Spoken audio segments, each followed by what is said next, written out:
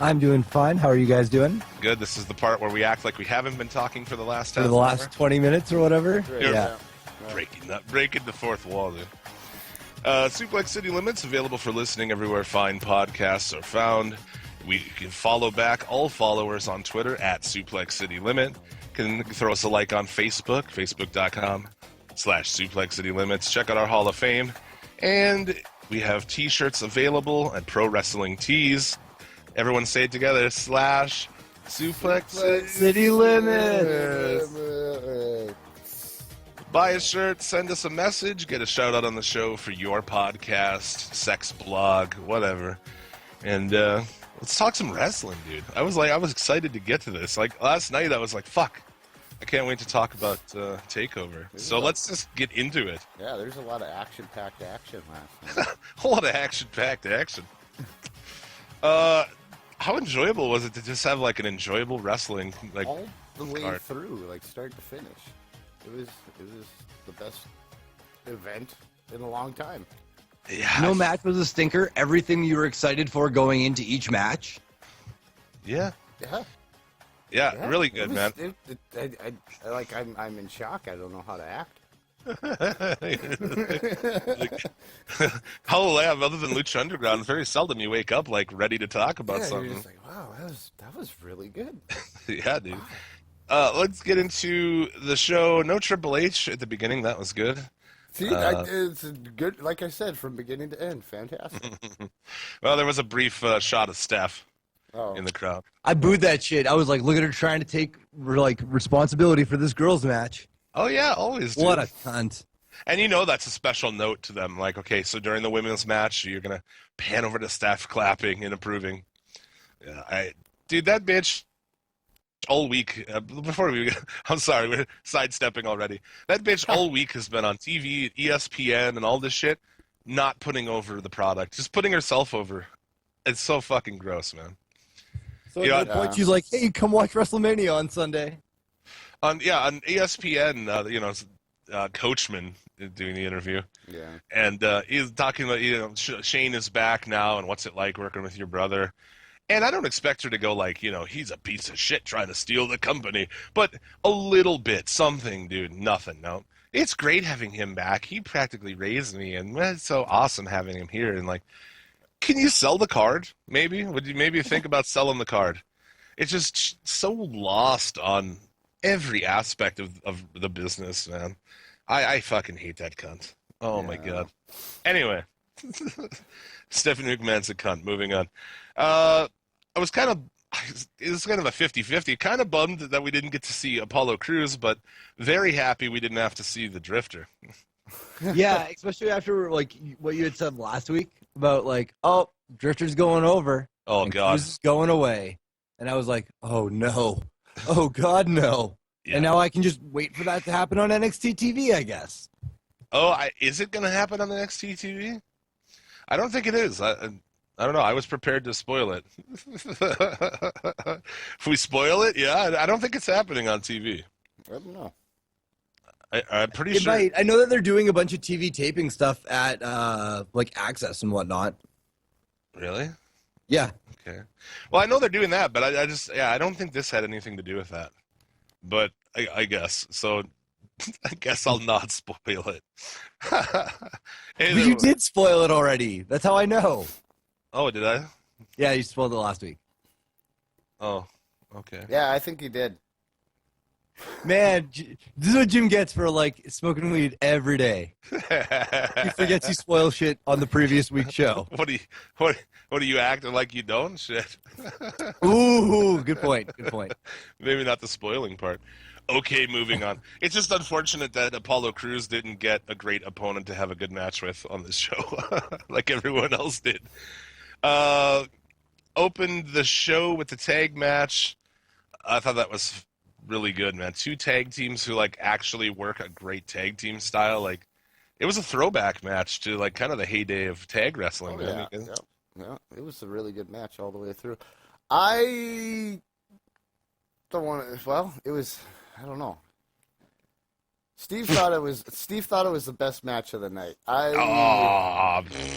I could say I don't know. I think the women's match and I Nakamura match. I think you popped. I think you got a little bit too carried away last night when you were live on Facebook. With it. I was gonna agree with Jared, but I was behind. I was trying to catch up to everybody. We were trying to fast forward through all the bullshit in between the matches, but we To be couldn't fair, catch up. So I didn't want to spoil anything for myself, so I ended up reading everything after the fact. Yeah. Oh, there you go. I mean, it was the heat of the moment. I know you were excited. Everybody was excited for Nakamura. But I think I tweeted like, you just watched the best match to take place under the WWE banner ever, and only like 2 people disagreed. Like tons and tons of people like retweeting and liked it. So I feel like most people didn't think it was a crazy. I mean, yeah, it was think probably you marked a crazy out a little comment. bit too much. Though, Oh, right? dude, I did mark out. You're going to the next episode of Mark Tank now. Yeah, exactly.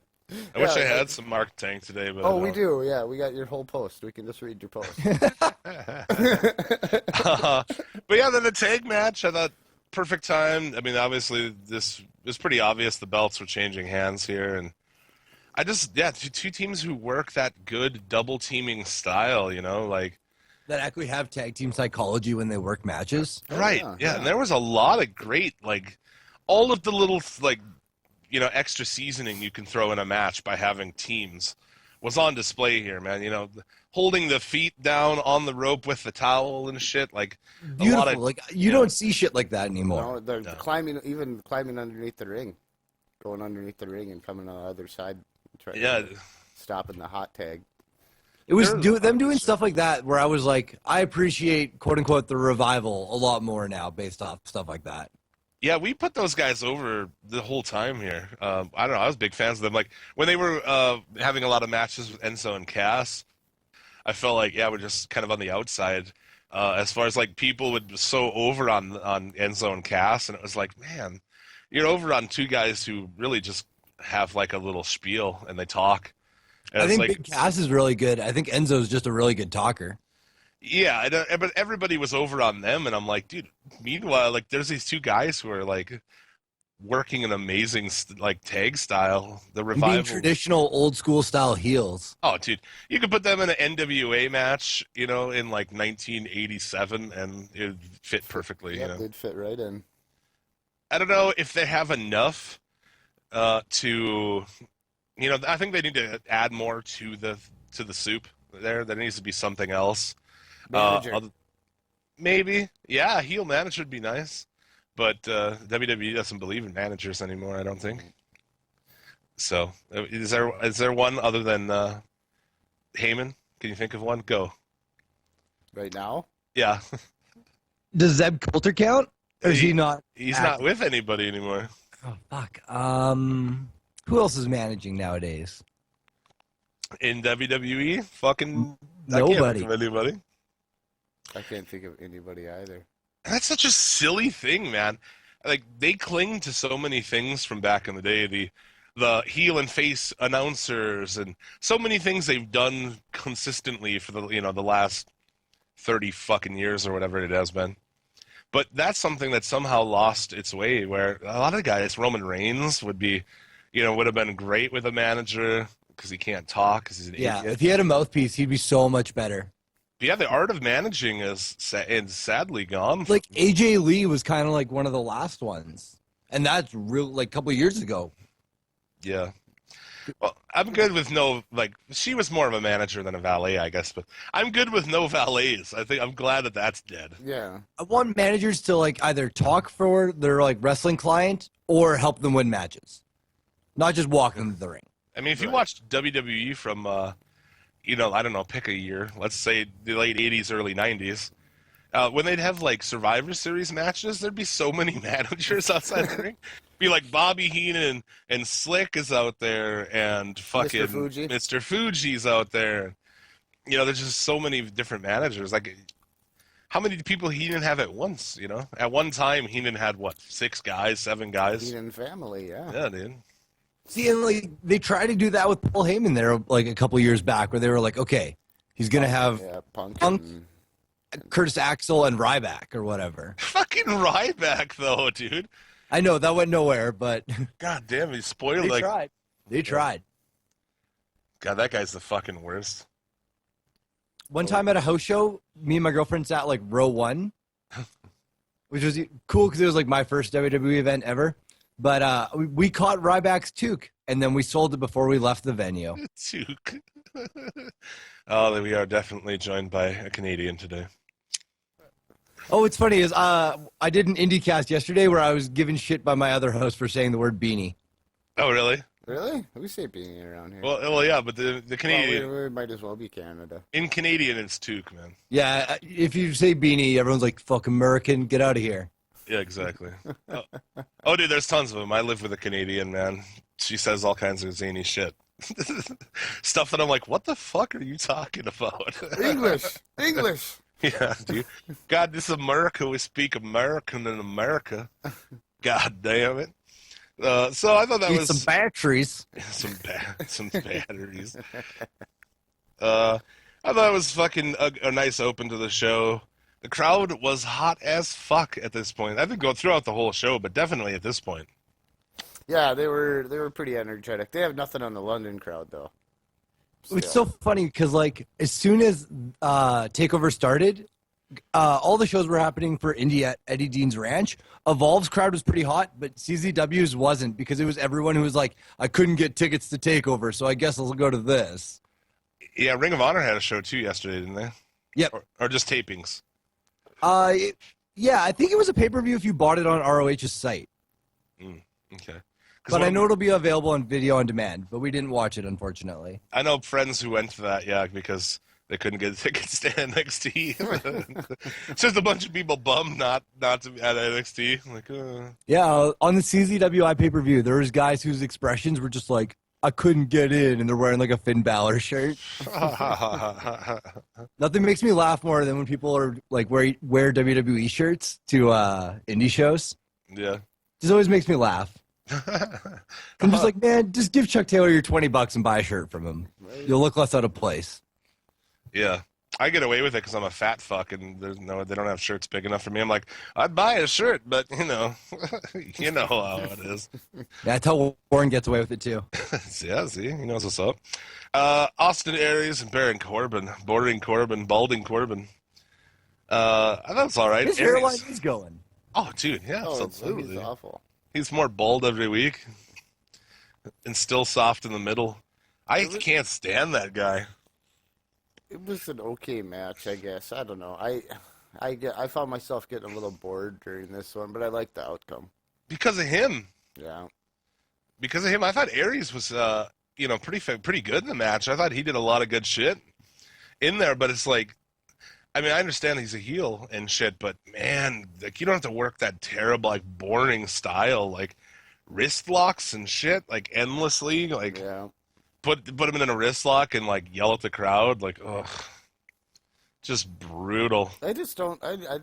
You just don't like the guy personally. Well, no, you mean blocked us on Twitter and shit, and because rightfully so, because I was calling him out and shit, but he's just bad. Yeah, he's And there's people who think he's good, dude. People like disagree every time I talk shit on him, which is fucking weak. Every time I see his face on my TV. Those are the people that think Roman Reigns is good, though, man. That's true, man. So that was what if I had a Mark Tank this week, it was a comment. It was a comment from a Roman Reigns lover.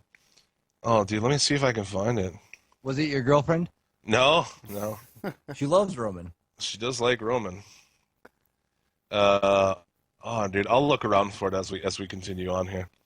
It was like, you can say he's bad on the mic, but he's a great wrestler. What? Excuse me? He's not, dude. No. Baron Corbin has improved over like the past 2 years. He's not great by any means, but he's not as bad as he once was.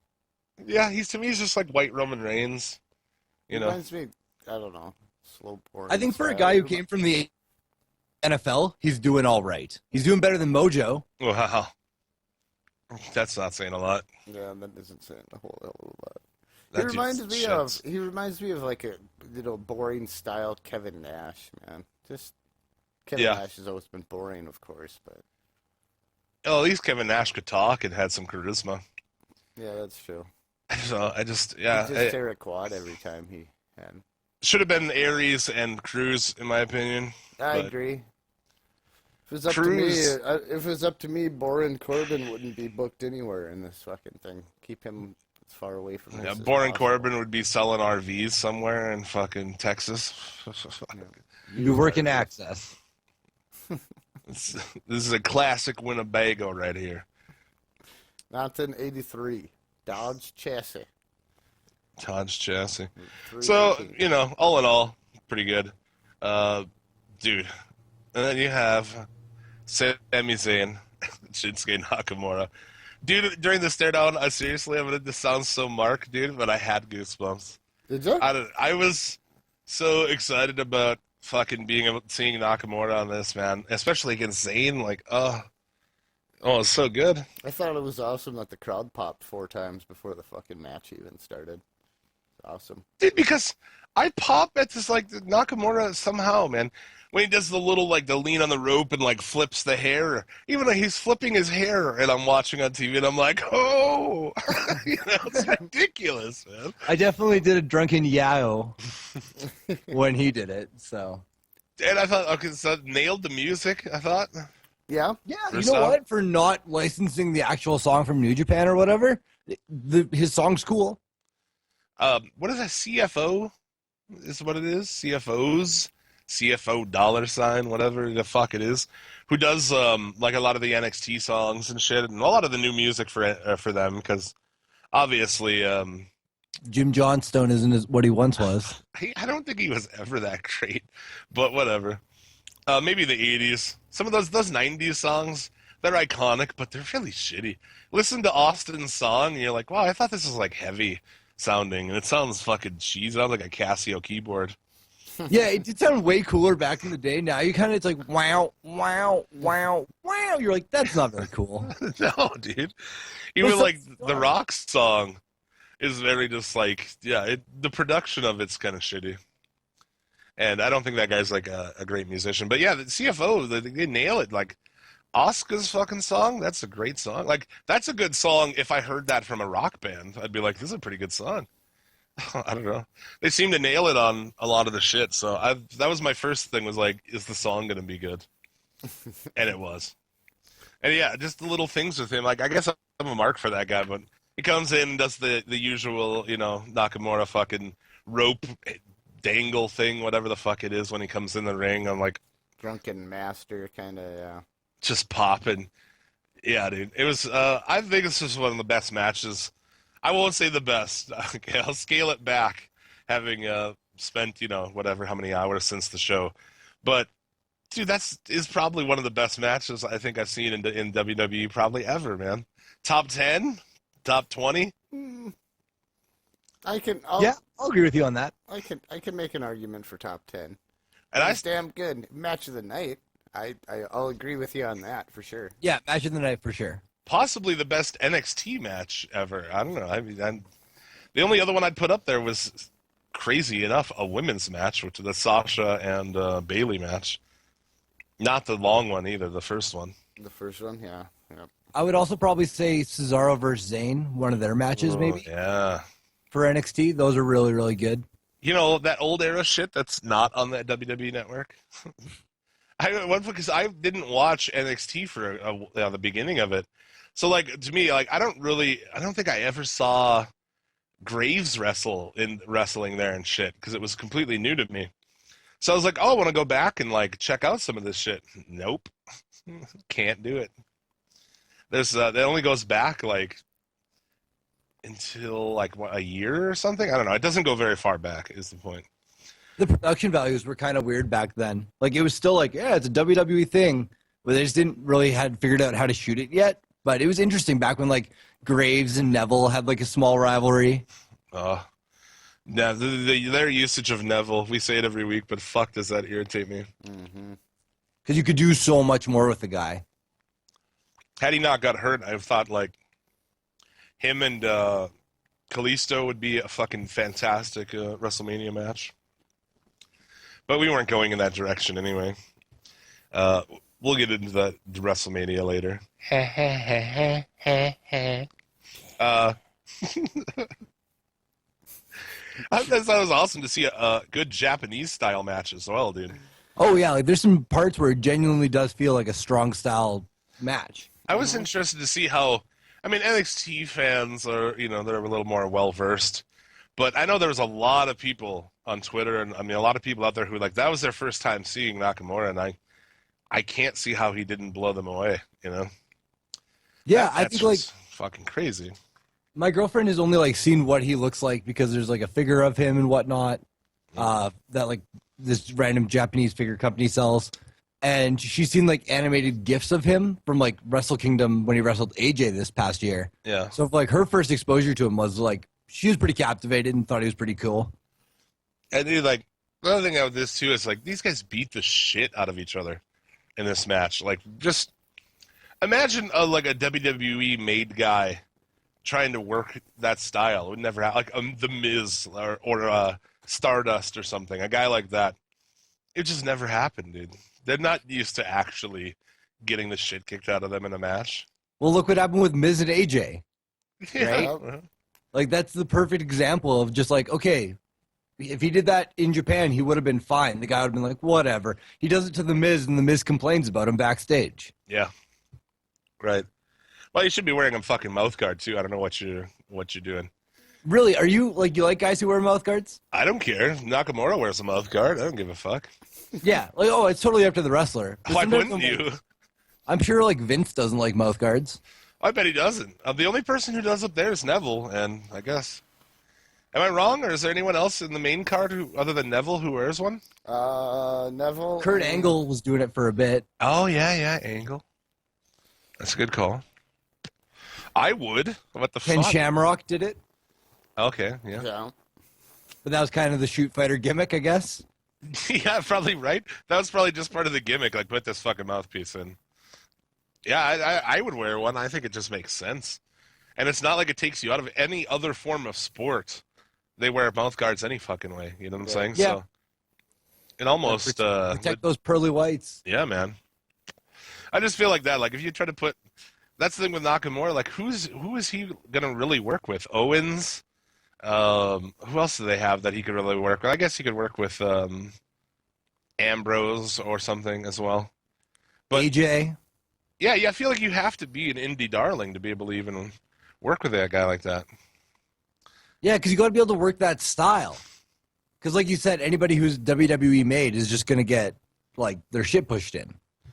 Their shit pushed in. Exactly, man. I just Mark Henry. Oh God! The Miz is the one that came to mind. It was how would the Miz deal with working a match with this guy? It would just never happen. He was complaining so much afterward about getting his fucking head kicked in. Match of the night for sure for me, man. I thought it was fantastic. Where do you think it goes? I mean, obviously Zayn heads to the main card. What do you think's next for Nakamura? Balor? I hope so. I mean, is he going to spend that much time in NXT? I don't even... It's interesting. It would be nice to see Nakamura come up to the main card right away. He shouldn't be, Oh, dude. It'd be crazy if he was the call-up on Monday. Oh, man. Well, can you imagine, though, what is Vince in the main card going to do with him, though? Seriously. That's true. Anybody you got that can work with him is hurt right now. This will be some Okada TNA level shit, dude. Right? And my hope with this was, with that NXT match yesterday, was I hope that this can maybe show some of the other Japanese talents, dude, it's not going to be, at least in the NXT, it's going to be decent. You're not going to come there and be a fucking sushi salesman or something, It was kind of the same thing with right after Asuka wins and looks super strong, and I'm I wonder if this was kind of a goodwill face thing to Nakamura. Look, we're not going to fuck you Japs around. But we will call you Japs. I put my hand over my mouth and I was maybe shouldn't have said that. Could have been a lot more offensive, I guess. Yeah, you could have called them zipper heads or something. Taking the heat off. There you go, buddy. There you go, man. I got you covered. She thought that was funny. You know why they? No, I'm just okay. You guys can Google that if you want. Yeah, I thought so. Also, they showed Ibushi in the crowd, and announced he's going to be in the Cruiserweight tournament. So that's pretty awesome. A little more Jap talent, as you would say, Scotty. You know it. From New Jap Wrestling. New Jap wrestling. So, I feel like Nakamura is obviously fantastic, but I still feel like They're holding back.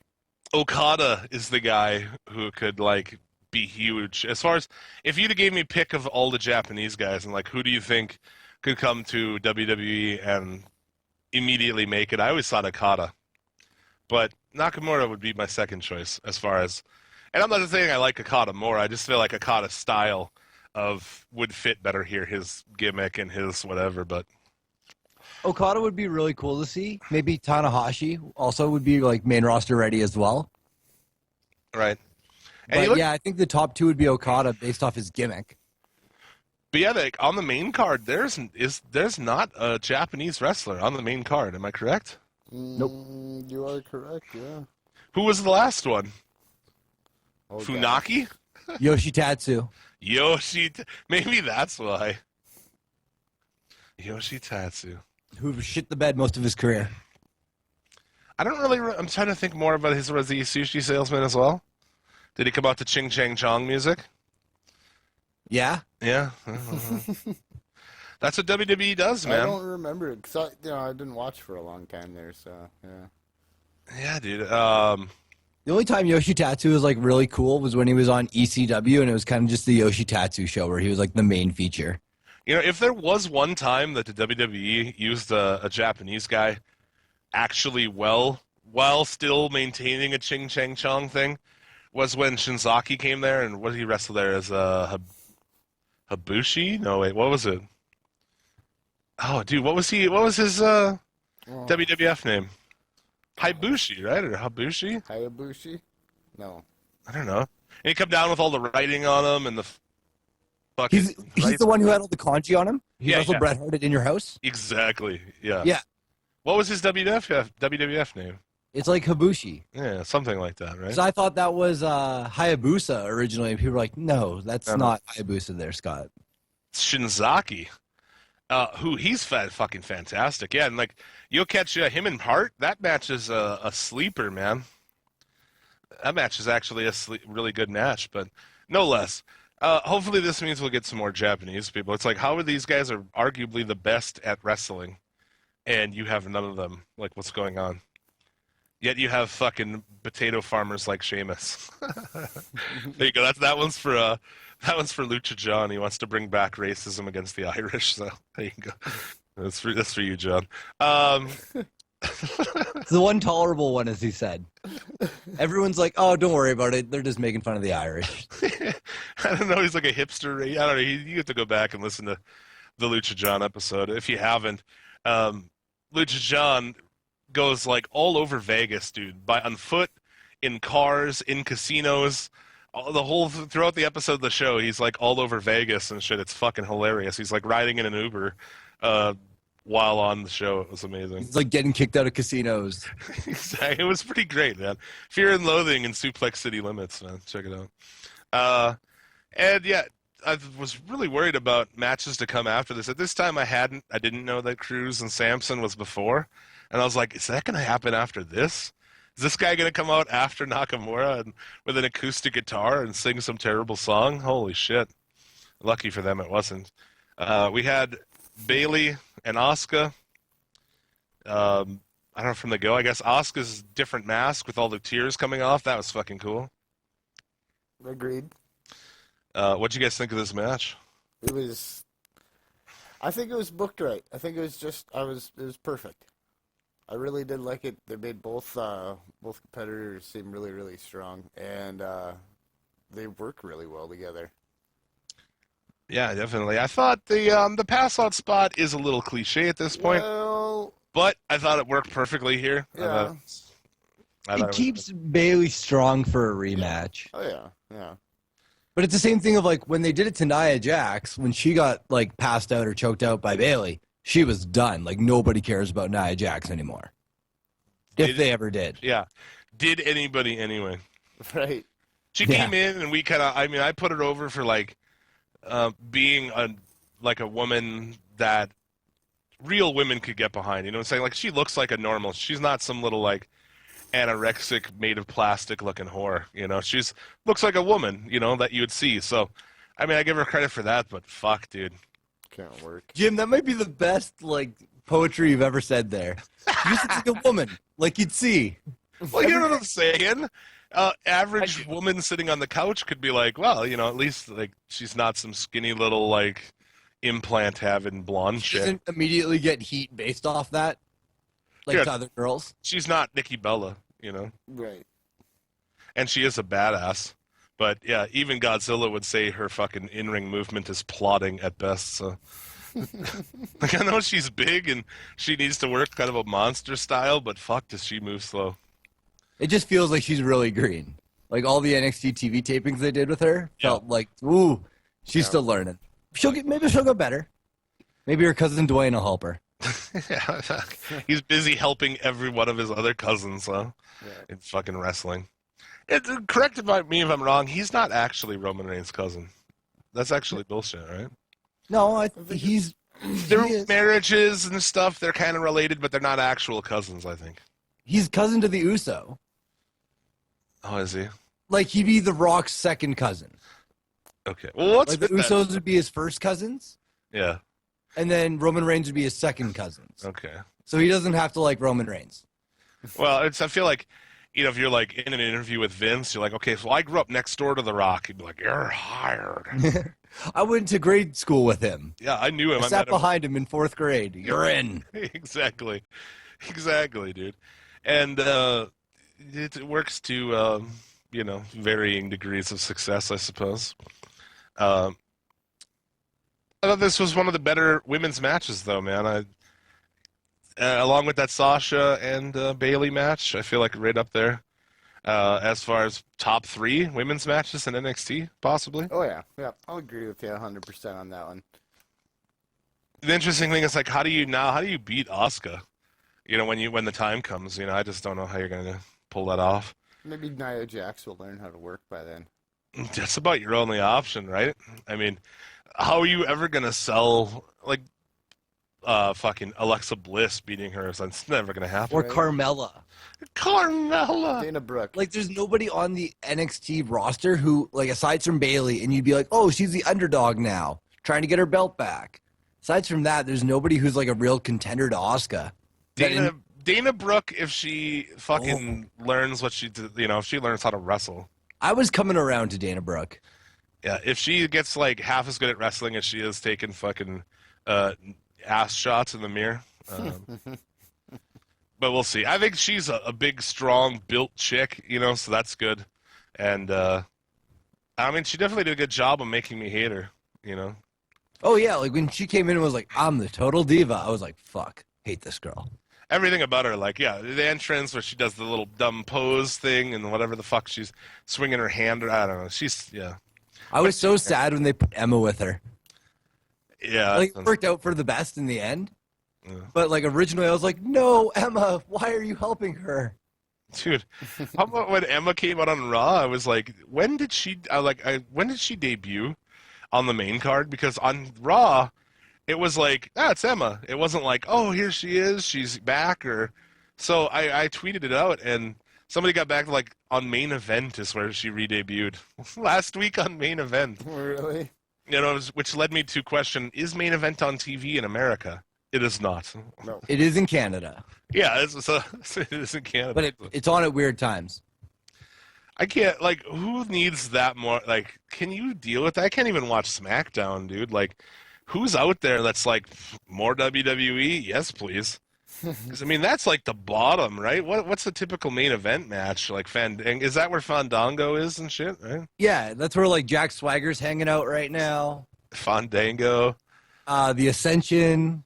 The Ascension. They'll wrestle like R-Truth or Goldust or something like that. It's terrible. I feel like, and I don't know what it is, but why does that seem so much worse than like matches you saw back in the day on like Nitro or even Thunder and shit? Like, was it that low rent? It didn't feel that low rent. Would you rather take a Glacier match over a main event? Yeah, because at least the entrance is awesome. Like, the entrance for fucking Glacier's kick-ass. Depends who he's going against. Is he going against one of the other Mortal Kombat guys? Because if so, then yes, I'm in. No, he's gonna wrestle the magician guy again. Oh. Magician guy. Yeah, he debuted against a magician. I'm pretty sure. Yeah, El Phantasmo or something like that. Wait. El Phantasmo was a WWF guy. Fucking Brian Zane has a video on it. Okay. There probably was somebody there too. Who knows? They might have had their own magician, but I do say that I dug like fucking Canyon as Mortis. I thought was awesome, and even what's his nuts as Wrath. I think was pretty decent. Brian. Yeah. Oh. Do you know? No. The guy who was Adam Bomb. Yeah, Brian. Shoot, he was. I don't know. Adam Whatever Bomb, the fuck. We'll call him Adam Bomb. He's rolling over in his grave right now. If he's dead, I don't know if he is. He probably is. He was huge. What the fuck are we talking about now?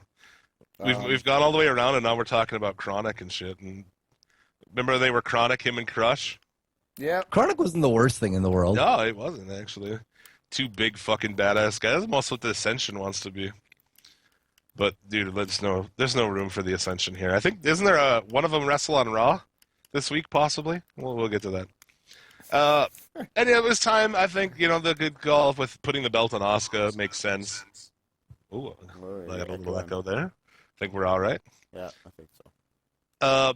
So we'll see what happens. Do you think there's going to be some rematches going on here? Do you think Bayley moves to the main card or? I don't know. I think maybe it's a little too soon for Bayley yet. They got a lot of women right now. In WWE. I don't think Bayley's coming up quite yet. I think a rematch and then she comes up. Yeah, I agree with Rando. Like they don't need her immediately. Like they have decent depth in the Diva division. I feel like in NXT it's kind of dicey as far as depth goes for women, though. Huh? Mm-hmm. Yeah, like we were just saying, like who's really credible contenders right now? I think the only ones down there, we'll consider Emma NXT. If you talk about women in NXT who can actually go, you got Emma, Bayley. Alexa Bliss is okay. Yeah, Alexa Bliss isn't terrible for like a 5 foot tall chick who weighs like 90 pounds. She's a little munchkin. Yep. 10 pounds of which is hanging on her fucking ass. Dude, have a great ass. I mean, Yes, not to degenerate to like typical male bullshit, but Yeah, but she hangs out with the ass fuck twins. yeah, I think she bangs one of them. I hear she bangs a lot of people in NXT. That's the That's the general consensus. Yeah. yeah. So I feel like that's charity work. Like, good on you for being that hot and giving it out, man. sharing the gift with people. Oh. Some good charity she's doing there. Oh. What? On it. I like this is good. I like that you know what's going on in this show and you know that they're the ass fuck twins. I like it. You ruined them for me. Good. Now, mission every time I see accomplished. them, I'm like, hey, it's the ass fuck twins. Because now I think it's hilarious. They ruined themselves for you, man. Come on. Yeah, we didn't yeah. do that. They did that to themselves. Yeah, exactly. They did it to themselves. Yeah, dude. I learned it by watching you.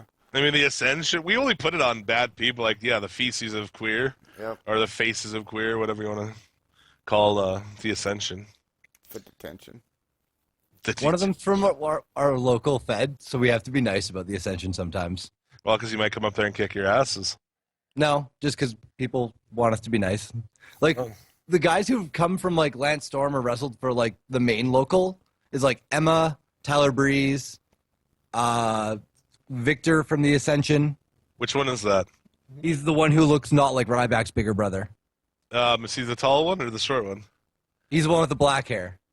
they both have black hair, don't they? He's the one with the not mohawk. Still, I think the only thing you're gonna get me here is the tall one or the short one. I think that's the only way. I think he's the taller of the two. Okay, the guy who looks like he's built like a '70s wrestler. Yeah. His indie name was Apocalypse, which I think sounds really indie for Canada. Sounds really indie in general. No, I get that. I don't have a beef with any of those people. The usage of Tyler Breeze has been abysmal.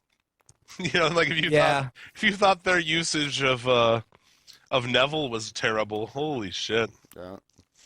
Their usage of like Breeze got the call up, we were like, all right, this gimmick has so much potential on the main roster. They could run with it. They just have to push him. And then it was like, oh, he's already fizzled out by week 3.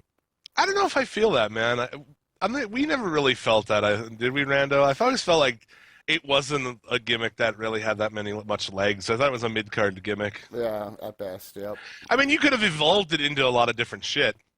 I think they putting Summer Rae Butterface with him didn't help either, because I thought he should have been, like, in love with himself, you know? That would have been way better. Yeah, they should have, like, a bunch of divas trying to go after him, but all he would rather look in the mirror or whatever. Yeah, exactly. Like, be really narcissist about it. Yeah, exactly. Flexing in the mirror and shit, yeah.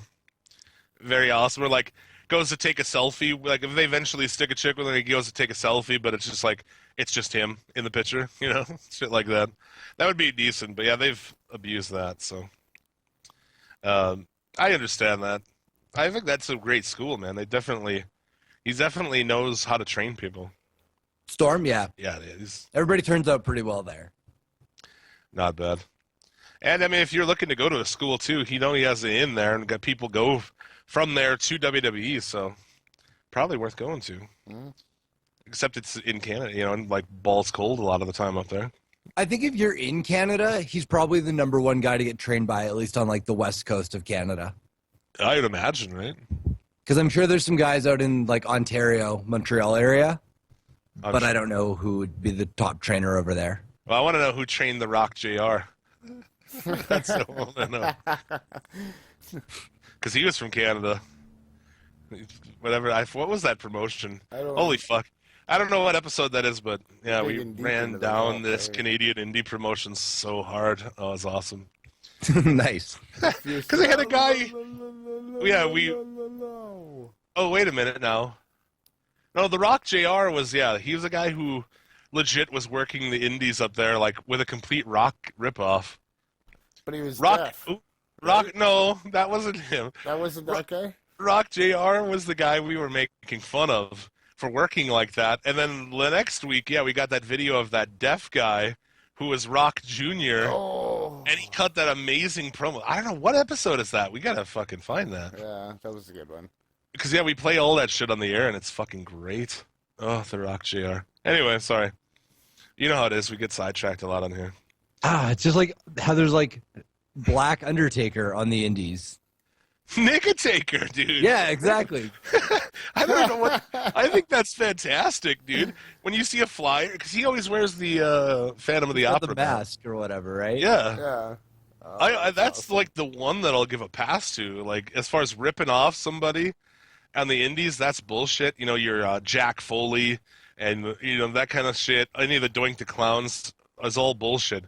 But dude, I give Nickotaker a pass, dude. That's I don't know what. You only give it a pass because it has the N-bomb in there. No, because it's just like it makes me fucking laugh every time I see it. It's so absurd and offensive. It's awesome. That's great, dude. Like Black Undertaker. Like I don't know. It makes me laugh every time I see it. I don't know if that's the point. I imagine it is. I saw one poster where it was like N-Taker verse. And then it was like it was like fake Kane, pretty much. Oh God! I wonder if he does all the spots. You know, does he do like the rope walk and shit? You know what? We should YouTube him and see if he's actually worth anything. Yeah, dude. Yeah, let's do that. I'm on it. We'll do that after this. We'll go ahead and do that and invite everybody else to hit us up on Twitter at SatPod and at Suplex City Limit. We'll talk about some. N-Taker matches. Yep. Classic N-Taker. Oh, you know N-Taker. Oh, fuck. Finn Balor, Samoa Joe. Remember we were talking about NXT here. Yeah, man. I thought this was pretty awesome as well. Joe pouring blood like a minute in. Fantastic. Oh, yeah. Ooh, and he was leaking too. Oh, yeah. Oh, the crowd whipping into a "Let Joe Bleed" chant. Holy shit! Like, it's so funny how it went from like PG sucks, fuck PG, let Joe bleed. Like, just straight up, just let him bleed? Yeah, dude. What a bunch of savages. So, like I said, though, Should have been at CZW. pretty much. Let him bleed, damn it. Yeah, dude. And it's okay to let him bleed because Samoans have way more blood than the rest of us, man. That's a scientific fact, so. No, nothing. All right, fuck you guys. Sorry, I'm just still saying, looking for the nigga taker. No, I didn't mean right now. Oh, okay. You're co-hosting a show right now. Rando knows where his priorities lie. Oh, fuck. All right, let's go. So, yeah. What do you think of the Balor entrance with a chainsaw? I didn't like it as much as his Jack the Ripper one. I don't know. No, what was the why? Why did he have a chainsaw? Yeah, Texas exactly. Chainsaw Massacre. Is he doing like horror He didn't gimmicks portray now? being Leatherface very well. But Well, that's why what didn't he it's have a fucking leather apron Yeah, on? that's like a leather apron or a leather mask too, or something. He had that weird brown jacket. Yeah. But it Speaking wasn't of like- which, they put that apron, like the fucking Texas Chainsaw Massacre apron, on Bray for like 2 weeks, and then they took it away. That was stupid. That was awesome when he Yeah, wore I it. liked it. Yeah, we all liked when on Sapod when he had that. We were like, well, okay, let's run with this. Make him like kind of a Leatherface murderer. In the ladder match, the lights go out, the lights pop on. That was the first time you saw him with it, and I was like, "Holy fuck, that's awesome!" I think he wore it at that house show when I was down south. I think it looks awesome. Anyway, that would have made more sense. I guess I didn't really read that. I was like, "Is this like a Chainsaw Charlie thing?" Because he did the swing, And I was like, I don't. No, he's supposed to be Leatherface. I get it. I get it now, but I didn't until you said it. So that probably missed the mark. That missed the smark. And then his paint was Superior Spider-Man. Is that what that was? Yeah, with having like that little touch of like that blue and black. I thought it looked way better. Fuck, I'm such a nerd. Well, I'm glad someone's here to tell us about these things. Yeah, I thought the paint was better than usual. I thought his attire was good. I don't like his weird dread hat. I don't know what the fuck that is either. Yeah. That's what I said before on here. It's like, the Predator dry humping the ramp for like 2 minutes, man. Because it's like, I don't get the crawling. I like that he just walks out now. The crawling out entrance, I always thought was ridiculous. Unless he was going to be like that creature all the time, that would have made more sense. But Agreed. when you see him backstage talking into a microphone with all that makeup worn off, it just like completely kills it, Yeah, but that's like Sting. It's weird to see Sting when he's got like a third of the face paint still on. Yeah, well, I always felt like with Balor that it would have made sense to do, and it's a stretch to say, but like the Bruce Wayne Batman thing, where he's Finn Balor all the time, and that's when he talks and shit, and then when he's the demon, he doesn't talk, he doesn't anything, he's the demon, that would have made more sense to me, rather than like now where he's like Das Balorkin all the time on the NXT events. Stole Das Wonderkin's fucking leather jacket and shit. They could have a match, dude. Yeah, Das leather jacket on the Wonderkin pole. and Das Balorkin, yeah. Bro. Bro. Leather jacket on a pole match, bro. Ratings through the roof. And the feud could start with one stealing the other's leather jacket. Oh, 'Cause yeah. I know you love that shit, Jim. Oh, yeah. That's one of my favorite things, dude.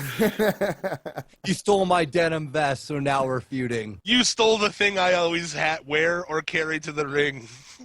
Damn, you were going to have a series of matches that are going to culminate on the next pay-per-view. Roadblock or Fastlane. Some other made-up fucking pay-per-view. Roadblock. Japanese house show that they're going to show on the 4th of July. They should do that every 4th of July. Speed bump. Speed bump. I thought that the Japan one was like the only good one. That was the only good one. Roadblock I guess was okay. It was a lot of good wrestling with no storyline movement, no anything. It was a good night of wrestling. That's all us Canadians want. That's exactly right. I thought that Joe was going to win. I thought they were definitely putting the belt on Joe here. Me too. I thought for sure too. I figured all the titles were flipping. Like We're at what? TakeOver? Flippening? Did you say Yeah, flippening? Yeah, I Is that kind a of botched word? it.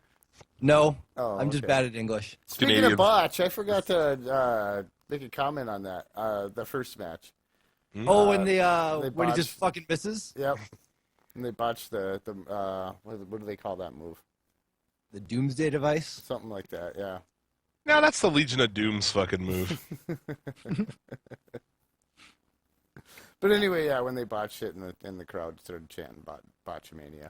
Yeah, that's fantastic. Good stuff there. I love those crowds, man. That's the one thing. Like, WWE is really missing the boat these days on their crowd. You look at the Raw crowd, it's just so many kids and bullshit. It's like at least these, like I like the NXT crowds for these, man. They're good. Like they're more adult. They're adult males, and that's good. They need to go back to London and do a pay-per-view. They need to do WrestleMania in London. Yeah, they do. Like, I mean, people travel for WrestleMania regardless, so why not host it in London? Like, people get a trip to the UK out of it. They don't like the time thing, but to me, if you start the show over there at like 8 o'clock there, it'd be like fucking 3 p.m. Central, 'cause they're 5 hours ahead. So The only downfall is that, like, they're going to be like, oh, WrestleMania will be 8 hours that year or some shit. oh god, And then it'll be like, what? So it's going to go from like 8 p.m. there till 6 in the morning the next day? I just feel like if you run a show there in prime time, if it was here, I would take a Sunday afternoon WrestleMania. I don't think that's like. I would take it. I would prefer like the Super Bowl be during the afternoon as well. Well, yeah, so you can take a nap after you fucking get shit faced after the game. Right. Game ends, you're shit faced and full of food. You take a nap. And then you're good. You wake up. You're ready to go back to work. I'm sure you guys have Grey Cup parties up there, don't you? Yep. Scotty, there you go. Are you And- impressed and that I if- know the?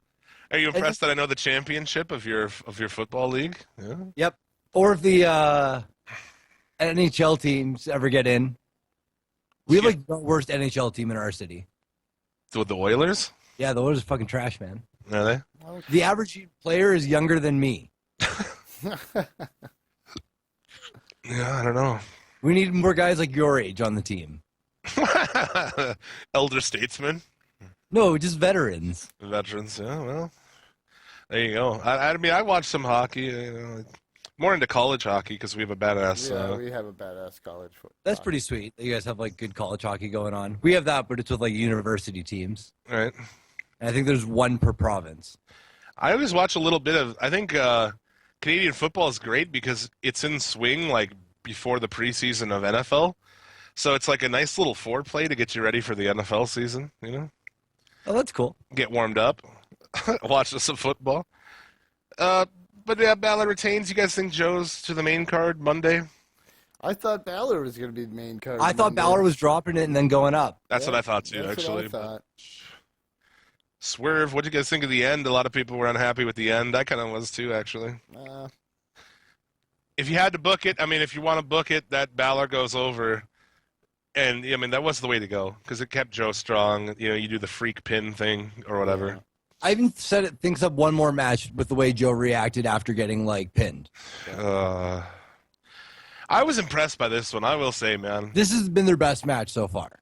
Last time around, I didn't think it was that great. But this one was fucking awesome. And Joe was like, welcome back, man. Nice to see you again. Old school Joe. Diving through the ropes and shit. Like, badass. I think he's, I want to see him and Lesnar, dude. I think that's the most interesting adversary for Lesnar. Is Samoa Joe. What do you guys think of that? Agreed. Yeah, I guess so. Because, I mean, Lesnar's kind of one of those things where it's hard to pick opponents for him. So at least Joe's a bigger guy, and Joe can bump well and it is willing to have a physical match. I think he's one of the few people they have who's believable to beat Lesnar. I think there's some guys by build who would be, by their physique, but not necessarily their booking. A Ryback or Big E, I think size-wise. Or Titus O'Neil. Yeah, maybe a Titus O'Neil. I don't know.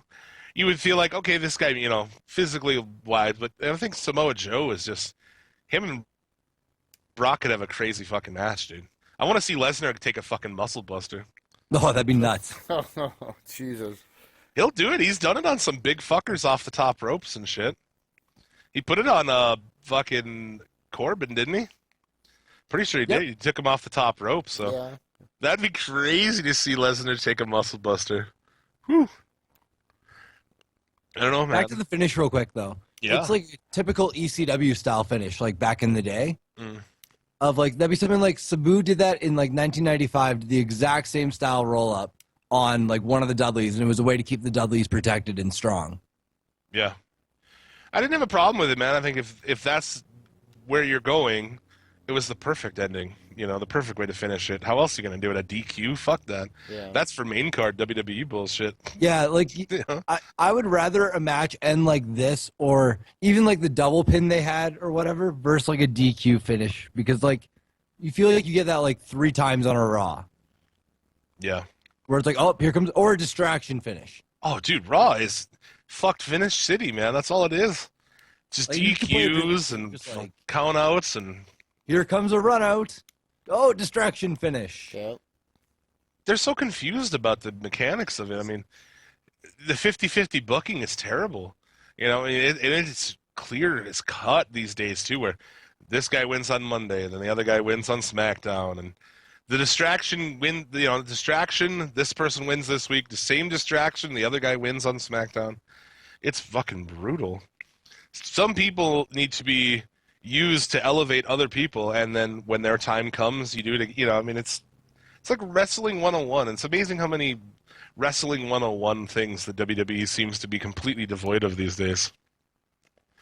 Just Like, it's sad they don't have anybody go on a big win streak, and that's the storyline: is that this guy can't be beat, and he's gone, 8 weeks on Raw undefeated. Look, Asuka's undefeated. They're running that in NXT. Mhm. You know, we give a lot of shit to Hunter, and I don't know how much, it's debatable how much he has to do with this NXT shit. But if that is the future, and where we're going, dude, it might be all right, man. It's definitely better than where we're at now, right? I feel like if he is a big part of it, right? I mean, he's the end decision on this shit, or no? I'm pretty sure he is. Yeah, I think so. I think you're right. I mean, I think he's the McMahon of NXT. Yeah. So, if McMahon were to take a accidental fall down the stairs, what I'm really saying is push him down the stairs. If you see him, push him down the fucking stairs. I was curious if he was watching that Nakamura match, and there was a shot of him backstage watching it on a screen. And he probably just thinks that they're both shit compared to fucking Roman Reigns. How do you go to this? I feel like, how do you go to this event? He was there backstage, see the reactions of the crowd and everything happening, and he just poo-poos it away, man. It's been said that he doesn't think NXT is anything. He thinks this is a touring brand. How do you fucking sell out a building that size and have just like a rabid crowd like that, and then just still be like, nah? Yeah, just be like, meh, nothing. It's developmental. When Quote, every unquote. Monday people are sitting on their fucking hands on Raw. Raw is like one of the most, it's just terrible. It's painful and it's not fun at all. There's no fun to be had within the show at all. It's just... Especially for like someone like you, Jim. Like, you live tweet it every week. Yeah. So that's 3 hours on your Monday Yeah. that is filled with like meh Raw and then American commercials for you, as you've said. Yeah. At Suplex City Limit. Yeah, I live tweet everything because like at least that makes it fun. Yeah, does it feel like a chore? Like having to be like, all right, here's Raw on Monday. Watching Raw seems like a chore. Yeah. Live tweeting, it makes it way more fun. I feel like there's times everybody... where, like, Raw is just like on because I'm not taking notes yet for like Zapod or whatever, and I'm just on Twitter and I'm just like, yeah, look at people ripping it apart. That's more fun. It is more fun. And that's what like our Twitter feed kind of becomes. That it's like a bunch of people who are like come over and like let's like at least make each other laugh with asshole comments and shit. Then watch it. Like it makes it fun. So I look And the forward best to is eventually Jim will say something throughout the night that will trigger someone else. And Yeah. then, it's on. I'm usually all right. I'm making a bunch of asshole comments and then I'll say the wrong thing and then like fucking unleash the marks and they all get mad and It's like, here comes the Brie Bella marks Yeah, after Jim's head. the Yep. Brie Bella Army, ladies and gentlemen. yeah, exactly. So it's fun, man. I really think it makes it way more fun to watch because Raw is just abysmal. I don't even want to. Do we have to talk about Raw this week? I guess that was We NXT. don't really have to. We could You talk wanna hit about the high one little points, low piece of points? Raw. Yeah. So to sum it up, NXT was fucking awesome. 10 out of 10 good card. What's that? It said it was a 10 out of 10 good card. Like, Mania's going to have trouble following this. Oh, dude, how many pay-per-views in a row have we watched now? Well, not. I mean, I guess they're spaced out, but where NXT puts on a way better show than them every time, right? Yeah, pretty much. It happened at Survivor Series. Yep. Like blew them away, man. And this is WrestleMania, so I don't know. It's interesting, man. Because the card's not that interesting, really. Nope. Like, just on paper, if you put up the NXT card versus WrestleMania card, it's like, what would you rather watch? Hands down, the NXT card was, like, way funner to watch on paper. Oh, yeah. Oh, dude, yeah, I saw some, some fucking polls online and shit. And granted, this is on Twitter, and it's by podcast, so I mean, we have the smarkiest fans of all, but people were way more excited about NXT, and rightfully so, because matches with two really talented people going against each other. That's at its end is the entertainment, I think. For me, in wrestling, the storylines are all mostly horseshit. I get excited about two guys who are really good going against each other, but WWE doesn't do that shit. You get one guy who's exciting, and he has to go against somebody who's shit, because half of their roster are just terrible fucking people who don't deserve to work. Look at that case in point, Kalisto and Ryback. Just bad. Or you'd have to see Owens going against people who suck. Owens and The Miz, whatever. Right. So, yeah. Hey, you stay away from Zack Ryder. Yeah. He's my golden boy. He's your golden boy. So, yeah, NXT, awesome. If you didn't watch it, I don't know what's wrong with you. You should. Raw, there's nothing to really talk about, dude. The beginning, right? All I have to say is, how in the fuck are they gonna fucking pull off a Hell in the Cell match when they were both winded after 4 minutes? After 6 And they moves, both looked rough man. after that table bump. Yeah. Do you see Shane's abs, though? Jesus Christ. I didn't know that guy was that ripped. He's fucking muscular as shit, man. I didn't even know that. Well, he should be in shape. He needs to work on his cardio then. Damn. Well, I will see, dude. I thought like the huge table spot was, that's cool. He didn't hit him. Yeah, he missed It's him. really poorly fucking done. Well, But I thought it was an exciting open. At least I had a little hope. I was like, okay, they're going to do some exciting, bump it up a little bit at least. But from there, dude, terrible. Zack Ryder defeats Chris Jericho. Go ahead. Win on Raw, baby. Go ahead. I'm gonna My give Marco you. moment of the night. I'm gonna give you the platform here to convince me of why Zack Ryder is worth a shit. Go ahead. Man, it's a fun gimmick. Just a fun gig. Yeah. And he's a nice guy. I'm sure he's a really nice guy. I think he's pretty good actually in the ring. And he's dating Emma. Yeah, that's. I don't know how that helps convince you. Yeah, I mean, I don't know. I'm just saying Zack Ryder facts. I feel like there was a match a couple weeks ago where he really brought it, and I feel like he's fine. I feel like he's pretty good, but he's one of those guys who, like, once you hit that, you just get in a spot. That's it. You were good enough to do something, but you're just not going to get the chance. And I think he has a stigma on him that he'll never be better than the United States title. Yeah.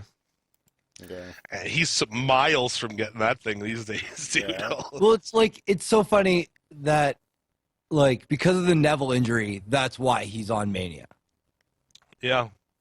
Like, that's, like, they've blatantly said that shit was going to be Neville's spot. Mm-hmm. Yeah, he gets hurt on a baseball slide. Go fucking figure. Charlotte defeated Becky Lynch. Blah. Kane and Big Show win a no contest against the Social Outcasts. This is terrible. Kane's winning the Andre the Giant Battle Royale. Fuck that. Dude, he totally is. I feel like they're going to do fucking Braun Strowman. No, I don't think so. It's going to be Kane. Terrible either way. Rando, who would you prefer, Braun or Kane? I'm not saying I prefer Braun. Hold on. I'm just saying I feel like that's what they're going to do. Okay, proceed. If you were a betting man, Rando, There. where's that money lie? Who wins? Oh, I don't know. Fuck. I'm pissed that they're gonna make me watch the fucking pre-show if I want to watch that. 2 hours of pre-show. But maybe I don't know. I guess I could see Kane if he's going away. If he's going away after this, I guess I'm okay with It's it. rumored it's his last Mania. Good. Well, then I'm okay with that, I guess. Oh, If he could go away, and I feel like now that they have names on the trophy, Well, this. Kane's name will probably, It's- or it it's- should be on. Well, yeah, and it's time to start cleaning house, and this is just what you have to do for these old guys that stuck around. Yeah, with you for kind a of got to while. give him like one last hurrah before you write him off. Right. So just give him what he wants and get him out of here. disagree. He's Just had, give Glenn what he wants. how many fucking title reigns has this guy had? Fuck him. He hasn't had that many. He can't I have know. that. He's a He's big like red maybe machine. 5. I guess. I'm over it. I'm like so beyond over with like Kane and the Big Show. Like there's no fucking purpose for them. Well, no, At all. I agree with you, but let's just get them what they want so they decide to leave because. All right, we'll put you over in this battle royal if you promise to fuck off. Go If you away. promise this is the last time we have to do anything for you. If you promise to just go and sell insurance, Yeah. which he does. He wants to go into politics. Yeah, he ran for governor of Tennessee, I think.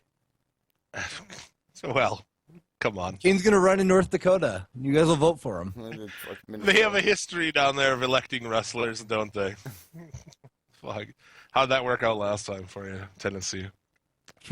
Doesn't speak very highly of them. No offense to anybody who listens who's in Tennessee. I'm sure your state is fantastic, but I don't know. He's a smart guy. He's a crazy, smart guy and shit, whatever, but I don't care. The point is I just want him to fuck off from wrestling. I bet Me they go too, because strong, he always man. bumps on his knee. Well, yeah, he Like, started he that. pretty much never takes finishers. He's like, no, I'm bumping on my knee. Well, that's why he's 50-some years old and he can still wrestle. He ain't no, He's still out there. he's like 46, I think. Oh, I think he's 50. You think he's 50? I'm hopping Kane? on the Google machine. There you go. You find out. While I proceed to talk about Kofi Kingston and Alberto Del Rio. Smooth transition. Yeah. Roll up win, of course. All right, distraction roll up. What a description. Kofi countered a cross arm breaker into a roll up for the win. There's nothing. It doesn't even require more than a fucking sentence. Big Red Machine is 48. Okay. That was closer than you were. I Closer guess. than you were, bro. And he has 2 children. Yeah, 46 is a lot closer to 48 than 50 is, isn't it? Fuck. You fucking prick. Did I say? I said 46, 47. Okay. Oh, all right. All right. Backstage segment. Dudley Boys help Triple H attack Roman Reigns for the 100th time. How many? There's no amount of shit that you can do that is going to make this fucking over. I'm sorry. No. And the Dudleys No, are it's a go-home show to Raw, and they still couldn't do it. No. No. What do you guys make of the talk that recent SmackDowns have had booze piped in for Roman Reigns? That is the talk on the. It's a talk I on don't the know. town, huh? What do you mean? It What do you is. mean piped in? Like altered? SmackDown's audio is always altered, but yeah, What? instead, what? Just kidding. I'm just kidding. But instead of putting in cheers like they usually do, people are saying they put booze in last week. Maybe they just didn't edit out the booze. I feel like the heel turn is coming. It's going to happen. Sunday or Monday, they're going to do a Reigns heel turn, and they're going to be like, we thought of this. And what are people going to do? And then they're going to actually boo him, and he's going to get over as a heel. And fuck, God help us all. I feel like the heel turn is coming. You guys not? No? No, I think it's coming. I hope so. I'm ready to boo him as a heel. Because I don't want him as a babyface. It didn't work. He It'll couldn't make- talk. Yeah. I suggest, as a heel, if he turns heel, just sit on your hands. Just do nothing. Yeah. Yeah, I feel like I just want this guy to go away, and I won't be happy until he's like out of wrestling. Seriously, and that's ridiculous to get that pissed off about a wrestler, but I fucking hate this guy It sounds so like much. me how I talk about Eva Marie when I'm just like, I just want her gone. Oh, I agree. don't care if she's pretty. Yeah, same shit, dude. I just want Roman Reigns to be out of wrestling because he's fucking terrible. What if they put Roman Reigns and Eva Marie together as his manager Everyone's been saying that. Yeah, I think it. in a love angle? Yeah, but I mean, you've already done like, oh, he's married, and here's his wife, and here's his kid. Oh yeah, Yep. What they don't talk about is here's his. but he could be a heel and have an affair. Here's his mugshot from a DUI, or here's his mugshot from a fucking gun charge. Oh yeah, oh yeah. He's Wait, Roman? fucking Google it. Really? Whoa. Oh, dude, Google is. You can see his mugshots and shit, dude. He's got a criminal record. Why does like Triple H pick these guys who have criminal records like him, Orton? Orton. Oh, you were dishonorably discharged from the military? Sure, buddy, come on over. Yeah. Here, I'll push the shit out of you. Don't worry about it. Oh God, Orton is just he's a guy who a lot of people, well, WWE drones have respect for, but dude, I've got nothing for that dude. Oh, Jim, thanks. I have to like tone down my Randy Orton hatred on my podcast because the other guys like him, Fuck that. or one of them really likes him. It's like when I think of like name a good Randy Orton moment, maybe him taking the fucking tax against Foley. That's like it. Legend Killer was cool Yeah. for the time. Yeah. For the time, it was all right. But But he's now, like skull tattoo, I'm dead in the eyes, Randy Orton. Nope. dude, and he's a fucking asshole of a human. Like in real life, he's a piece of shit. Yeah, he's trying to bum smokes at airports. I hear. What? Yeah, apparently he always tries to bum smokes off fans. He smokes? Yeah. What the fuck? That almost makes me like him a little bit more, honestly. Why? Because that's relatable for you? Yeah, exactly. I'm Wait, like, he likes cigarettes? I like cigarettes. Like, what, if they put Randy Orton on the box of a Marlboro, would you buy it? I smoke camels, but you know, if you had him riding the camel, maybe. That's like me when it's like, oh, that wrestler smokes weed? Oh, he's instantly in my books. Oh yeah, fuck. I love RVD anyway, but the fact that he's stoned all the time makes me like him even more. Absolutely. It was funny that I grew up and he was one of my favorites, and then now I'm like, whoa, I was right all along. Oh yeah, yeah. Same with the Even, Hardys, I guess, too. even Val Venus, that guy's like a big time pot smoker. Yeah, that's like all he cares about nowadays. Yeah, he's all about it, dude. He's all about it. Well, if you don't have to worry about money and anything, I mean, what else would you be all about? Fuck it. Well, this thing's my new number one thing. Like, at least RVD, it was always like his second agenda.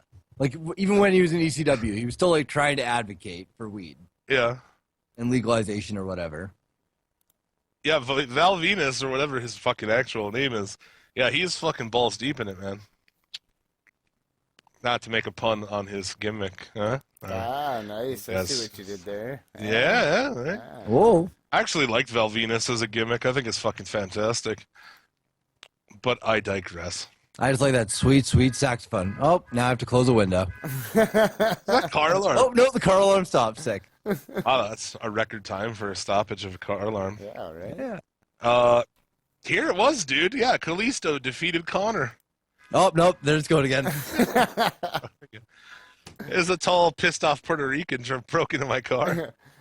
Tall, long-legged, pissed off Puerto Rican. And I just thought, like, this is the fucking go-home show to WrestleMania, and Kalisto is wrestling Connor. And they further the angle between Ryback and Kalisto by having Ryback come out and stand in front of him for fucking half a minute and then walk away. I was like, oh, I'm so in on this match. Oh, buy it on Sunday. Yeah. Yep. Get it buy- for free. I'll buy 2 on Sunday. Buy 2. I'm going to sign up for the network twice. Heyman had an awesome promo. And then, Dennis the Menace came out with a wagon. And Yeah, right? What the fuck? what is going on? Dude, what is Dean Ambrose could have been like your next Top like babyface. Cactus Jack-ish character, like Moxley, what he was. Yeah. And now he's just like he's like a He's like Kevin McAllister or something, you know? They like WWE wants to do very comedical stuff with Ambrose because I think he can talk and like get a laugh. But like when he was like in a concession or he steals a car or something like that, and now he's got the Dennis the Menace wagon. Yeah, that's exactly it. I feel like, yeah, like I said, he's going to pull a Kevin McAllister and like throw some little cars down in the ring and someone's going to slip on him or something. Yeah, man, he's going to have booby traps set on the Yeah, top and exactly. shit. He's Swinging booby traps. Yeah. Kevin McAllister, fucking Ambrose. That's how he's gonna beat Brock Lesnar. On Yeah, Sunday. dude, he's going to have He's gonna a set up Fucking a- swinging paint cans and booby traps. He's going to set up a tripwire that fucking fires off a flamethrower Yep, and on Brock's head. he's going to throw some Christmas ornaments down on the ramp when he first comes out, right around the corner. Oh, God. Yeah, there you go. Fuck. That shit's funny. And still, while he remains still the most over guy on the main roster. Hey, Brock Lesnar, your wife. Woof. Yeah. They won't even, recognize the fact that he is the most over guy, and he's not even going to get to fucking sniff that belt. No. And even though he's been the most over guy on the main roster for, what, a year? Well, yeah, I'd say well longer than that. That's the thing is they're so fucking stupid with that shit. They're trying to force Roman Reigns for 2 years now. Hasn't it been 2 fucking years? A year? About a Seems year and like a half stuff. at least. Well, it feels like never ending. Fucking ridiculous. And yeah, the whole time you had this guy. You have the over guy. And you just won't use him. Anyway. And he's constantly in the shadow or like in the number 2 or 3 spot. Yeah. Right, yeah. Because he's not the guy they want. It's pretty much Daniel Bryan all over again. Yeah, which was CM Punk all over again, pretty much. Mm-hmm.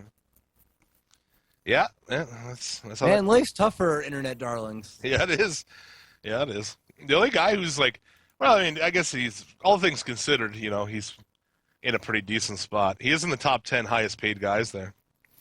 Yeah, Barely. see, I wanted to talk about that too for a second. Yeah, we'll do that after Okay. this, man. Cool. Yeah, Ebba defeated Paige here, and this is where you have sets up for your 50-on-50 women's match. The debut of Eva Marie. And No, the re-debut. well, the re-debut, yes, you're correct.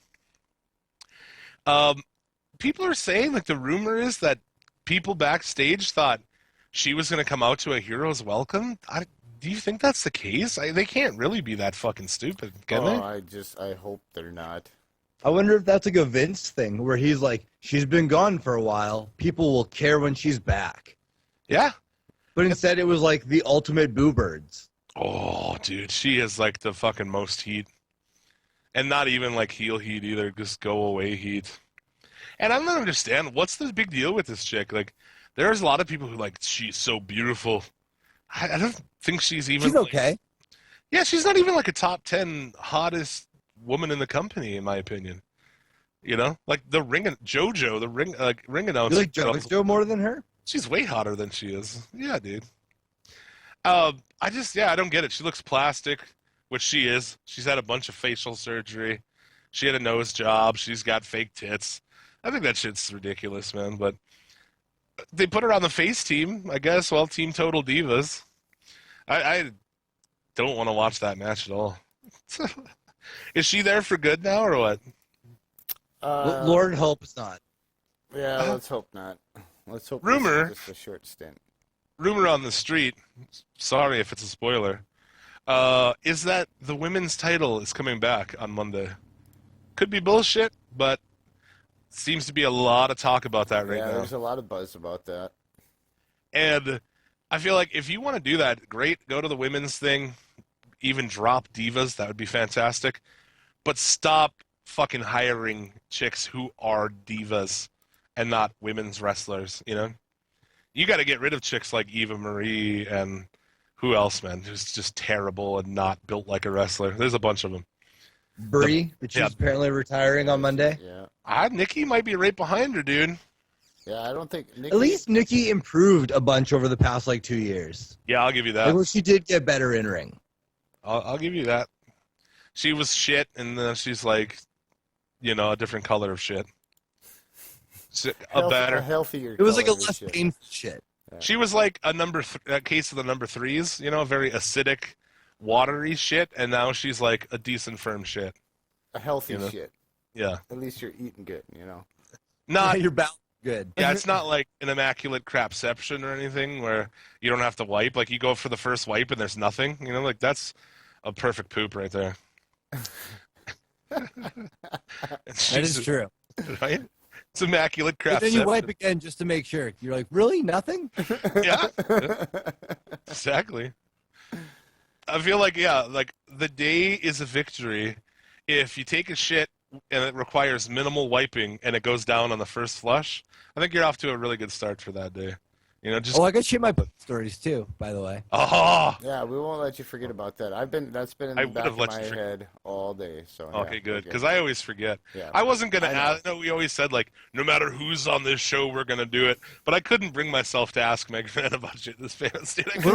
Yes, Brian Zane that? No, No, we didn't no. ask Brian Zane either. That's another one where I was like, oh, I don't know if it was a thing at the time Brian Zane was on. Casanova probably would have been like, yeah, man. I didn't ask him either, did we? Yeah, we Every forgot. couple We weeks. forgot. Yeah, we forgot. I that. forget a lot. Spoiler We'll alert. tweet him, ask him. Spoiler alert. I'm really stoned a lot when I do this show, so I forget. I come into this with like, oh yeah, we'll do this, and then I come into it and like when I'm listening back to it, I'm like, wow, I should have talked about this. Oh, okay. Should have said that, man. Would have been sick. Exactly. Yeah, exactly. That's like me when I write down, like, not jokes, but like ideas for jokes. And then I'm like, I didn't even get to use any of it on Sapod. Exactly. Oh yeah, see, I'm looking back at my notes now, and I have notes of shit I missed from NXT. Like fuck. The Mauro Ranallo voiceover vignettes for the NXT show were fantastic. I just want to toss that in there. Yeah, those are really good. Him talking over it gives it like a big fight feel, a real fight feel, and just so expertly done. Putting him with Lita and Renee Young was just brutal for that pre-show because Lita sucks. I don't know, is she drunk when she does those or what? Lita? She's She just seems like she doesn't care. she just stumbles over her words, and it's like, God damn it. I feel like Mauro's just sitting there thinking like, motherfucker. First they put me on SmackDown, now this. At least Renee Young can speak, you know. Anyway, She's hella talented.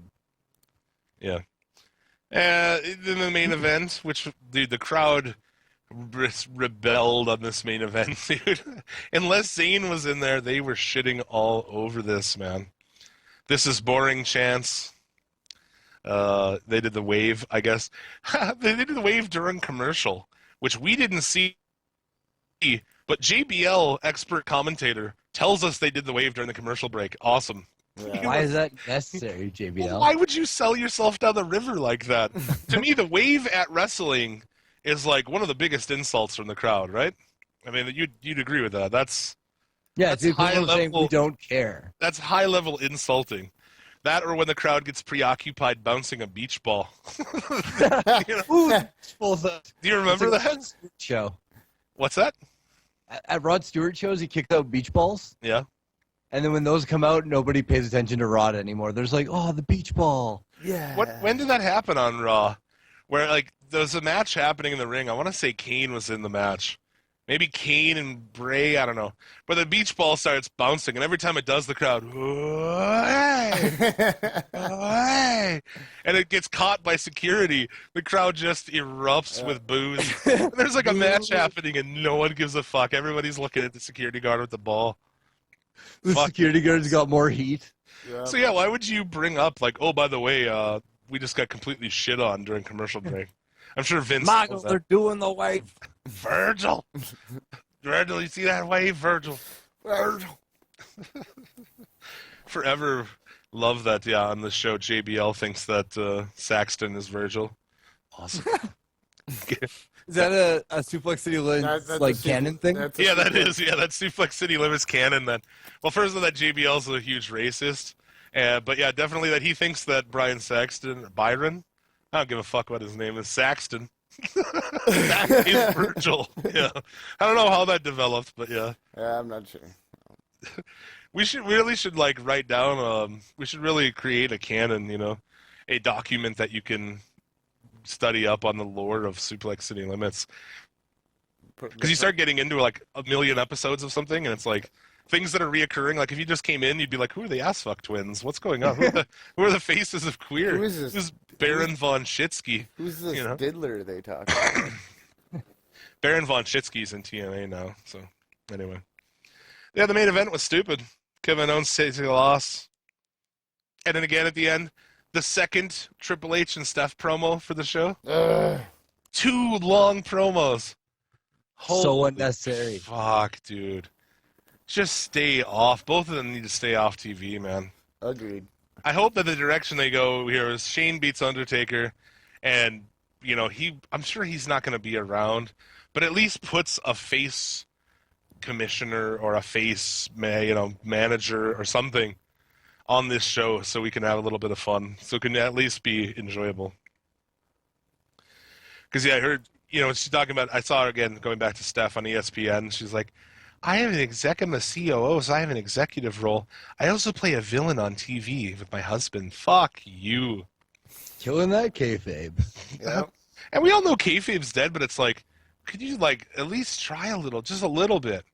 And Protect it going into Sunday at least. it's so wishy-washy the way they do it.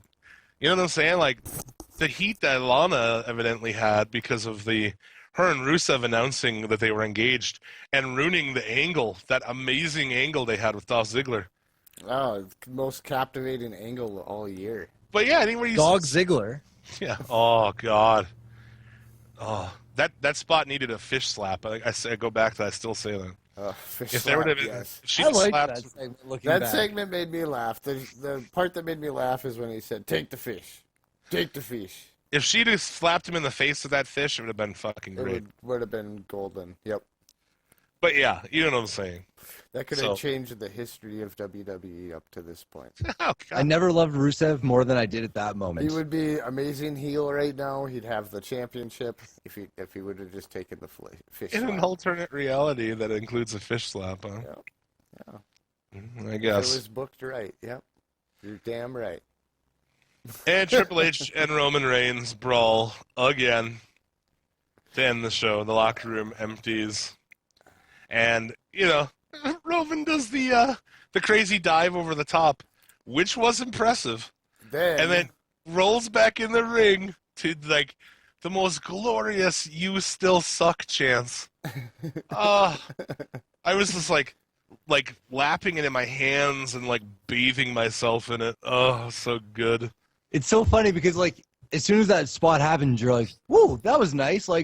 Hat off to you, Roman. Get in the ring. You're like, "Nope, they still hate you, bud. Yep. Doesn't matter what you do." I would have dropped that motherfucker. Bubba took one for the team, doing the brunt of the catch. I'd have been out there like, okay, and you guys all catch him. I'd be like, yep, catch him, got it. And I would have just fucking whoops. Oh, tripped. All fell that, out of the way. all that Samoan grease on him, dude. He slipped right through my fingers. Man, Roman, if only you washed your hair, maybe I could have caught you. Yeah, sorry, bud. Yeah, there you Next go. Go time, sell next fucking time props. I'll get you. I'll make sure I'll get you next time. You promised him next time that you got him. This is like right back to CM Punk. Yep. Yeah. Yeah. Are you that fucking terrible, or are you just dumb? I'm just dumb. I'm just dumb. Yep. Fuck that guy. He's a little bitch too. And then they had that dinner for 3, and he's like, won't even ride with Bryan or Ziggler anymore because they made fun of him. He just seems like that typical super big guy, but just a pussy. You can make that guy cry like nothing. He would cry for you. Easy to hurt his feelings. Yep. Exactly. Also, I guess to mention, in the Battle Royal, I'm predicting fucking a return of Cesaro. Boom. What do I you think hope of that? so. I'll bust a nut. Yeah? If he He comes can go- back, he wins. Yeah. You think so? Yeah. He won the He's first going to one. win 2 times? I'd say I did. Yeah. How about he gets to the final 2 and then Kane takes him out? I'm more damn you. over on Cesaro winning than having Kane win. If Yeah. Cesaro comes back, that's my guy. God damn you. 7 names named for the Global Cruiserweight Series. Zack Sabre Jr. That's dope. Pause for Mark's applause. I agree. Yeah, Rich Swann, Tommaso Ciampa, Noam Dar. I don't know who that is. I don't know who that one is either. Not Johnny Gargano. That's also dope. Ho Ho Lun? Who's that? Yesterday we were trying to look him up. Apparently he's from like All Japan. Yeah. Hmm. Akira Tozawa from Dragon Gate. Tozawa's amazing. His match in PWG with Ricochet is hands down one of the best. Oh, dude, Ricochet's fantastic too. So yeah, that's there'll be other matches, and I'm excited for dude. Swan's gonna be in that. Please use Swan. I feel like last week, was it on NXT? Swan fucking put Balor to shame in that match, in my opinion. I don't know. I think that guy's great. Did I catch that match? I'm not sure if I caught that match or not. Yeah. If they pull the trigger and push Rich Swann properly, Yeah. and even like put him in a tag team and capitalize on that tag team, like how sick would him and Apollo be? That's the thing. Yeah, we were talking about that. Somebody, we have an inside source, was telling me that, yeah, Cruz is going to be in a tag team coming up, and I was like, oh, that sucks. I'm like, well, at least tell me it's Swan, and they're like, no, it's not Swan. Oh, And who it is, sweet. who it's supposed They to both be can be is not good. Can you elaborate? I don't know if I'm supposed to if I. Can you hint? Another black guy in NXT who isn't very good and is very green. Angelo Dawkins? No, that's the shit stirrer guy. No, not the shit stirrer guy. Worse, hasn't debuted yet in NXT, Okay. but you know him because he was on TV on a different show. Anyway. Hamburger. The fucking guy from Cheeseburger. no, I'll just say it. The fucking guy from Tough Enough.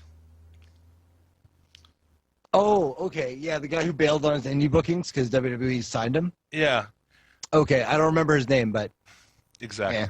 His partner, who I guess has only a year in the business, just signed with Ring of Honor. He just won the top prospect tournament. What's that guy's name?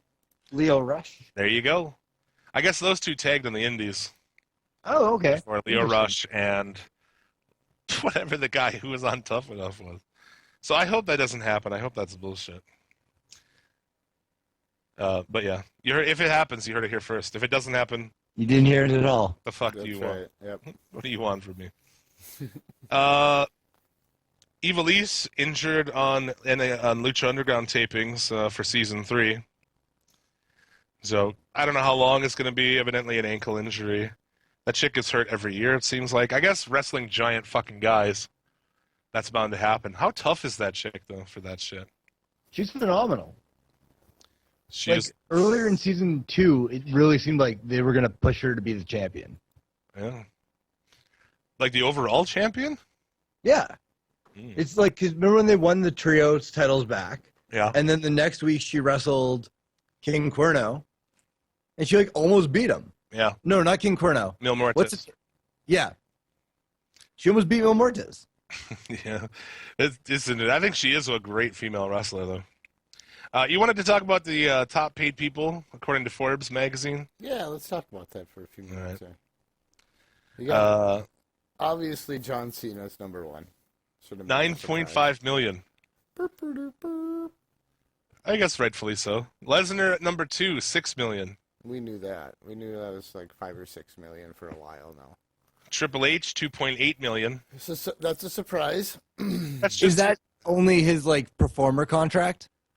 Yeah, because we talked about the other contracts before, and he made like 3.3 million. No, I guess they say his in-ring performance 1.1 plus 700,000 bonus and an executive $1 million. So now that's combined, but he only wrestles twice a year. So I can't believe he has the audacity to give himself 1.1 as a performer contract. fuck yeah, dude, he's the greatest wrestler of all time. What are you talking about? Oh, are you Triple H? He's the best at wrestling. No, I'm saying in his own mind. Oh. In his mind, he's next to Hulkamania. No, he thinks he's fucking one of the greatest of all time, dude.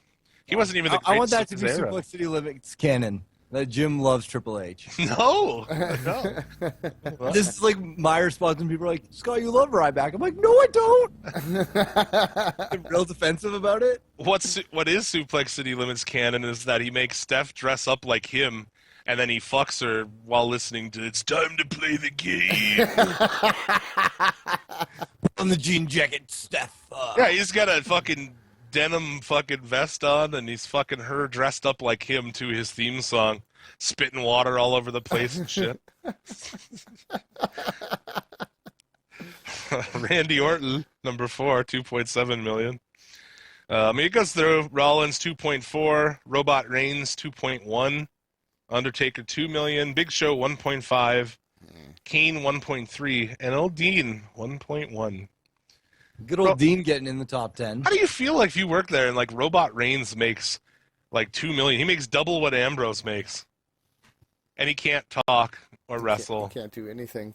Or anything. He can't really do anything. He looks handsome. That's about it. Good luck with that. They're paying these people way too much. Yeah, that's true. And like, there's something you gotta understand about when you have a job like this. It's like the NFL and it's like the Major League Baseball and stuff like that. These guys gotta pay taxes not only like where they live, but in every city they perform too. So you can cut that down by at least half. That's why all of them live in Florida, because you don't have to pay taxes down there. Yeah, no property tax. Oh, okay. No income yeah, tax. you can Or cut just that. property. There's no income tax there? No, I don't know. Maybe at state level they don't. I don't know. Maybe it's just property tax. I'm not. There's something to do with taxes as to why they all live there. Yeah, I thought it was that there was no property tax. Okay, that's probably true. You would probably do. It's like a Canadian tells us about stuff in America. We're like, oh yeah. You're probably right. I don't disagree at all. And I'm so much younger than you guys too. Yeah, so much younger. Hey, no. Maybe. What year were you guys born?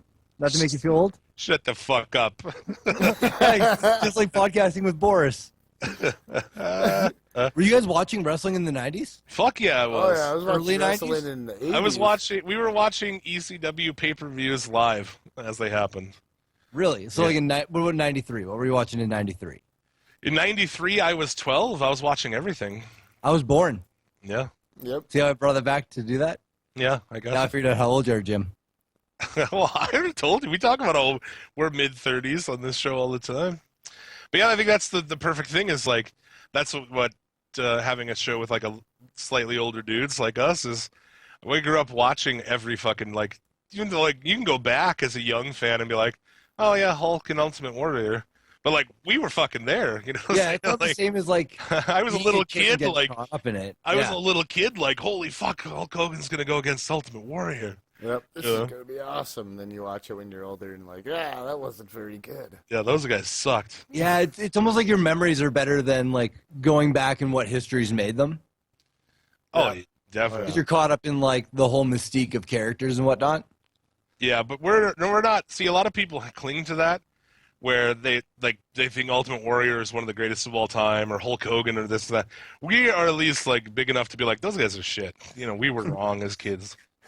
They were just big Kids characters. don't know shit. We have 50 people in our Hall of Fame, and neither of those guys are in there. So, Oh, really? Wow.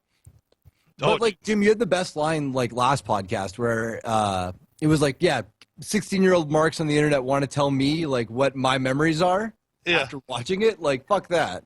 Well, yeah, exactly. They'll be like, oh, that match was this or that. And it's like, you know, I don't say like, oh, you can't have some input because, you know, when someone knows what they're talking about, they know what they're talking about. I'm not saying you can't go back and watch it and be like, okay, you know, make a good assessment. But yeah, it's funny when people, you know, these younger fans, I listen to a show, I always talk about it. I wish I knew their name, this show. And it was like two guys who were fans since like, we've been fans since 2008. And they were having a discussion about how Edge was one of the greatest heels of all time, and I about fucking shot myself. Like, God damn. Anyway. I mean, wrestling's subjective, so maybe they think Edge is one of the best of all time.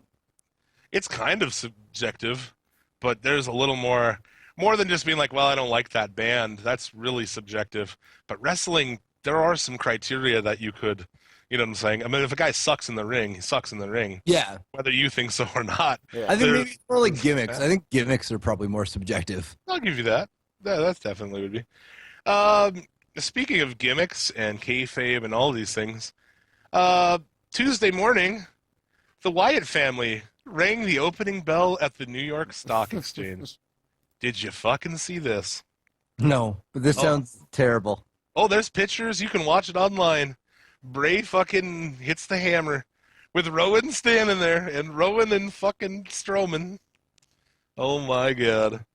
Of all the people to send over there, dude. Am I wrong? Yeah, they're not going to give them a. That's the only way they're going to get any sort of a push. That's their push for the WrestleMania week. They have no match. Bray doesn't even have a match on WrestleMania. The only thing worse would be if they were like, "Oh, okay, we need someone to do local news. I'll send the Wyatt family to do the weather. That'd be awesome. Yeah, it's the weather segment. Yeah, that'd be pretty sweet, actually. Ray, there's gonna be a big storm coming. And there's gonna be cool. lightning. Lightning shooting from his fingertips or some shit like they tried to do on Raw. Oh my A god! fog will roll upon the town. Yep. Good God! Be awesome, dude. This week the Austin podcast had Mick Foley, and it's all shit you've heard from Mick Foley, pretty much, except for they talk about his new show on the network, Holy Foley. Holy Foley, huh? And they brought Noelle out, who is, as you know from listening to this show, in my opinion, a do-nothing bitch. Your dad is awesome. You really bring nothing to the table, other than you're like a hot blonde, and there's a million of those. Anyway, she's going to be a wrestler, dude. She says it on that podcast, and that's what this show is about. Him, and it's also going to be about her fucking becoming a diva. Discuss. Noelle Foley. I don't like. We were talking about this kind of yesterday a little bit, where Foley's kids having jobs with the Fed. Yeah. Is not on, and he says it's on the kid's own credit. It totally isn't. Oh fuck no. Like WWE is the biggest nepotism company, and I wish one of my relatives would get a job there. Yeah. Just so I could be like, sweet, I'm in. Yeah, you at least get a job sweeping floors or something, you know? Yeah. Be turnbuckle guy. Yeah, exactly. Cleaning all of the shit out of bags from Randy Orton. She's 6 foot tall. I'll give her that, you know? But she's not muscular at all. She's in shape, but she's not, you know. So, I don't know, dude. I just thought it was like... For her age, it's not like she's like an indie worker coming in who has the experience. Like, she's green. She's 22. So, yeah, she's super young, man. I don't know. I feel like a lot of like girls on the indies who get signed, they're like, I've been wrestling since I was 15 or something like that. Oh, yeah, they are. And they trained with dudes, and yeah, exactly. So, and yeah, they've put in the time and the hustle, like, to get the cred on the indies. Yeah. So she's just living off of her father's, what have you. And yeah, I don't know. People are real big marks for her. I don't know. I think it's like they secretly want to fuck Mick or something. I don't know. It's weird. Whatever. Give it time. She'll be on Total Divas. I'm not a big fan of Noelle Foley. So I have no opinion, really. When I Like, see she her on doesn't those, do anything for me, yeah. and I've never really had to come across her on Twitter. She'll be on those countdown shows on the network. It's like, when this happened, like, when what, dude? You don't know shit. Stop acting like you do. And this is just her thing, like, oh, here's a little easy way through life. I'll just attach myself to wrestling and, make a living. But whatever. For next season, Total Divas, Renee Young, Naomi, and Lana will be joining the cast of WWE Total Divas. Is Lana going to have an accent? God fucking knows. All I do know is that this week was the absolute lowest rating ever for Total Divas, so hopefully it'll stop being a thing. I thought it was going to stop being a thing after the first season, Oh, but dude. I was wrong. I watched it for a couple of weeks just to talk about it on the show, but I can't do it anymore. Can't fucking do it. Can't do it. Not gonna do it. Not gonna do it. I feel blessed that like my girlfriend doesn't want to watch Total Divas. Like when there's an ad for it, she's not like, "Ooh, we should check that out." It's like, nope. Yeah, mine either. Exactly. So a lot of people are posting pictures of flyers for the event Sunday that show that Reigns and Triple H is a no DQ. It specifically says on there that it's a no DQ. I have no problem with it being no DQ. Would have been cool if you advertised it like going into Raw that it was no DQ. Would have been cool if you set it up. Doesn't make any sense, man. Like, they kind of set it up by having Roman beat him with, like, a garbage can and shit. Yeah. But they never, like, verbally confirmed it. Oh, it's just going to be so that, there can be run-ins and bullshit without it going DQ. That's all it is. It's just What do you to guys call allow... him for run-ins? Oh, God. Oh, yes. Shawn Michaels. The Rock, maybe. Shawn Michaels comes out to help Triple H. Hall. Scott Hall's coming. Scott Hall. Oh, I can't believe Scott Hall took a back bump last year at Mania on the outside. Yeah, well, he feels no pain anymore. The only pain he feels is on the inside. Too dark? All right, fuck you guys. But yeah. Oh, that was funny. All right. Yeah, it's all right. when it, Man, where does the best sandbags me and Randa? do that shit. Trying to bring calm. Like, shit just like, some things just go over like a wet fart in church. I don't know, man. You just I was want to... peeking out my windows to make sure nobody heard that. Heard what? When you said Scott Hall only feels pain on the inside. Oh. And also, rumors of Goldberg returning. That's probably bullshit. That was definitely an April Fool's Day joke. I don't know. Yeah, it could be. April Fool, like, did you guys get got by any April Fool's Day things? No. No. No, you're too old and not gullible. Dude, it's April 1st, man. No one even attempted it.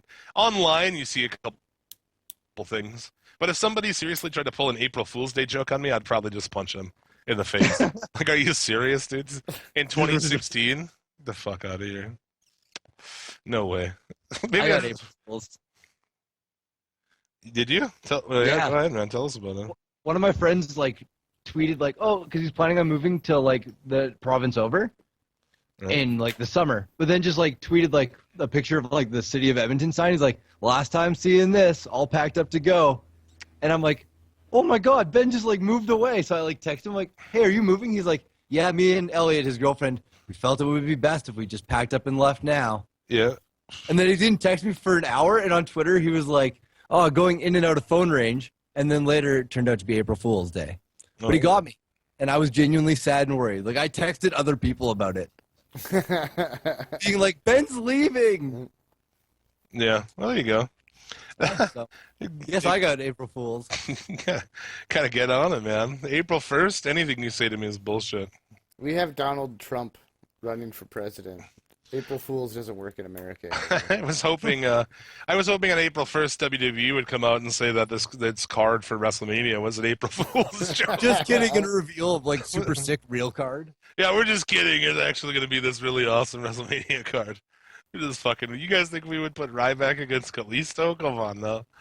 We wouldn't do that. You think we'd put Bubba Ray Dudley versus Usos on the pre-show? Yeah, exactly. Like, this is a weirdly booked card. Right, yeah, definitely. But let you guys get into WrestleMania. I'm going to take a pee. I'll be back. Okay, we'll run down the card. There you go. Go for it. All right, what's the first match? What do we got? We got the pre-show. We got the 14-hour-long pre-show here. I'm surprised how long Mania is this year. Minus that post-show, it's 6 hours. Fuck. I have things to do on Sunday. I can't. There's no way I can sit and watch that much fucking WrestleMania. I can't do it. I can't even have. The worst thing is that if I sit down and start watching it, I'm just gonna sit down and start drinking. So it's gonna be like a really long, nasty day. At least you won't be able to. At least you won't see the end, man. You pass out by then. Just be super tired, ready for bed. Yep. Okay, so pre-show, we got Andre the Giant Battle Royale, the third one. Not a lot of guys are confirmed to be in it because they didn't do a good job of booking. Yeah, I heard it's only going to be 20 guys this time around. It's only 20 this year? Yeah, Ooh. that's what I've been hearing. Maybe we can ask Jim when he comes back if he can confirm or disconfirm. But I've only heard it was 20 this year. Because maybe he got like 15. They haven't advertised like any. Okay, so we got Social Outcast that'll be in there. There's 4 guys. Okay. Kane, Big Show. Okay, 6. We're at 6. And is that all that's confirmed? If the rumors is Cesaro, yeah, that's all that's confirmed. I'm sure. Yeah. Cena's been cleared to return, so maybe does Cena come back during this? Maybe, or is maybe he part of a run-in the bigger picture of things? I think it would suck for Cena if he was part of the pre-show. He should probably have a bigger role at Mania. Or maybe he does both. Maybe he does the Battle Royal and come back. Just power play that Mania day. Yeah, power play. Well, yeah. JBL will be like, it's Big John Sunday. Yep. Down at WrestleMania. Down at WrestleMania. I'm back. He never misses WrestleMania. No, I don't know. He Well, like him and Orton have a really good like streak going of how many years they've been on. Yeah, but what do you think he does? He's been cleared. That's been confirmed. He's been cleared to come back. So do you have him do something tomorrow? No. Well, you know, but it's all good until have him get in an automobile accident tomorrow. There's another guy fucking. Obviously, we hate John Cena on this show. Well, right, but you know, you're working with the bottom of the barrel right now, the way it is, so you might as well use him. And yeah, I think he'll show up on Raw. Yeah, he'll be back for the next season, quote unquote. Or do they use Cena to turn Reigns heel in the main event? But then you'd have to throw Cena in the title match or the title picture. Who the fuck wants that? Oh, God. I've we've talked about it. It's been really shitty, but at least we haven't had guys like Orton and Cena. You know, like those guys are both coming back, and it's just like it's going to make it even worse than it has been. Yeah, it's like who cares that they're coming back? Like they're not really built up. Like I think Randy Orton will get a big pop when he first comes back. Then a week later, no one will care again. Yeah. There's just I was thinking about this yesterday. Is that I think they really need to forge a relationship with other people and just send these guys over places. You know, to work something out with New Japan or even maybe AAA to an extent. I don't know. Somebody to send guys away for a while. Like, hey, for 6 months, we'll give you Barrett and Sheamus and fucking these guys, you know, whoever. And then, you know, you give us some guys we can use for a little while. Like, because guys need to go away. We've said that a million times. It's like that's the problem since WCW went away, is guys can't go away. They're just there. Randy Orton's just there all the time. So, you know, at least back then, guys got it stale. They'd go to the other side, then they'd come back, you know, a little different or with something else, and it kept it fresh. Now it's like Kane, or Big Show, they've been there for like 20 years. You've been watching Kane on TV every Monday for like fucking 20 years now. That sucks. That's boring. It is boring. So I would much rather see I think that's like one of my favorite things. You watch Lucha Underground, you get new guys pretty often. There's something too. A new person debuting is fun. That can make a show, you know? There's like the only Raw we didn't completely shit on, well, at least at first, was when the Dudleys came. Oh, I think I got some at my door here. You guys go ahead. Okay. All right. What are you going to say? The Battle Royale? We're going back to the Battle Royale? All right. Yeah, we'll just say our winners. Who we got? If Cesaro comes back, I pick him. Okay. I got that too, because if he comes back, he should win it. And if he doesn't come back, Kane. You're going to say Kane? Yeah. Only if he promises. That's the clause. That's the stipulation of the match. That if he gets this, he's not allowed anything else? Yeah, he's not allowed to come back. Ever. All right, that's fair. Ever again.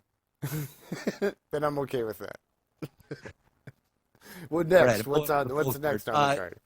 Usos versus Dudleys. Okay. Also on the could probably give two shits about this match, so I'm probably gonna run to the store to grab whatever I'm gonna cook later on in the evening. So yeah.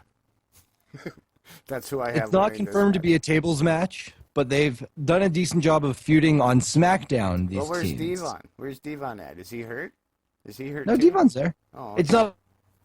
But right, I thought it was singles originally. It's a tag match. Okay. Oh, okay. All right. Well, yes. Then I got the Dudleys. I got the Dudleys too. It's really a throwaway match. It really is. That's why it's on the pre-show. But yeah. Team Total Divas, which consists of Brie Bella, Paige, Natalia, Alicia Fox, and Eva Marie, versus Team Bad and Blonde, which is Lana, Summer Rae, Naomi, Emma, and Tamina. I think I'm Is this gonna. elimination or is this one fall to a finish? I sure hope it's one fall to a finish because I couldn't sit through a whole elimination of that. If it was all elimination, it'd be about a 5-minute match or so. It'd be chain eliminations. It'd be like, oh, there goes her. There goes her. Royal Rumble style, yeah. I actually have no care for this match. For me, it's cool that like Natty's on Mania, but aside and Emma. Mm-hmm. But aside from that, I don't really care about these two factions. I hate when they do Team Total Divas. It's stupid. Yeah, that was my groceries being delivered. Oh, huh. So, You get groceries delivered to you? fuck yeah, dude. Is that a thing in North Dakota or is that a thing in the world? That's the thing in America. That's America right there. Creating jobs there. That's what that's doing. In America, you can always pay somebody to do anything. Really. You can literally pay somebody to do anything in America. It's fantastic. It Yeah. really is. Dude walks in, it's like, it's fucking all smoky. I mean, it's like, he delivered to Iran today. I gave him a 10 and just like, yeah, don't call the cops. Here's a 10. All right.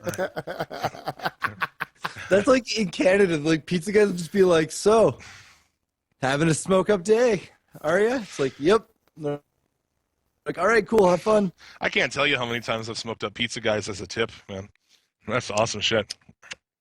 Pizza guy comes in, when I was a pizza guy, I delivered pizza for years, man. So many people like that was like people's favorite thing was like get the pizza guy, huh? I feel like that'd be like someone would just give you like a couple bucks or something as a tip. You'd be like, what? No weed? Dude, I got fucking when I delivered pizza, people would give me like nuggets and shit often. That's the bomb. Yeah, it was fucking awesome. Because like 9 out of 10 people who deliver pizza get high. Spoiler alert. That's why. As far as they've gotten is delivering pizza. Yeah. That's why I did it. So you guys, that was the women's match you did there, the 10. Yeah. So we're 3 matches into the card now. Oh, you did the Usos and the Dudleys. Yeah, who you got? We skipped over that. Yeah, who gives a fuck? You're right. It's so throwaway. It doesn't really matter. Yeah. No, doesn't. Kalisto defends the United States Championship versus Ryback. Are Terrible. we still on the fucking pre-show? Nope, this is on the main card now. Okay. I just had to double check. Oh, did that? I thought that was on the pre-show. Nope, that got moved. I thought. Oh, okay. Well, who knows? We'll see what happens. Because right now the pre-show is the Battle Royale, Usos versus Dudleys, and then the Team Total Divas match. Oh, okay. Well, there you go. So what was the next one? Kalisto and Ryback. and Ryberg. Yeah, Chip. Ryberg. Oh. Yeah, again, an example of using a guy who sucks and to bring down a guy who's awesome. I like Kalisto a lot. I think he could have had a fun match with any variety of people, but not with Ryberg. It's been nice knowing you because you're probably going to get hurt by that big dumb fuck. Yep. So good luck with that. I hope Kalisto retains. Yeah. Oh, I don't want to be furious because Ryback gets a title.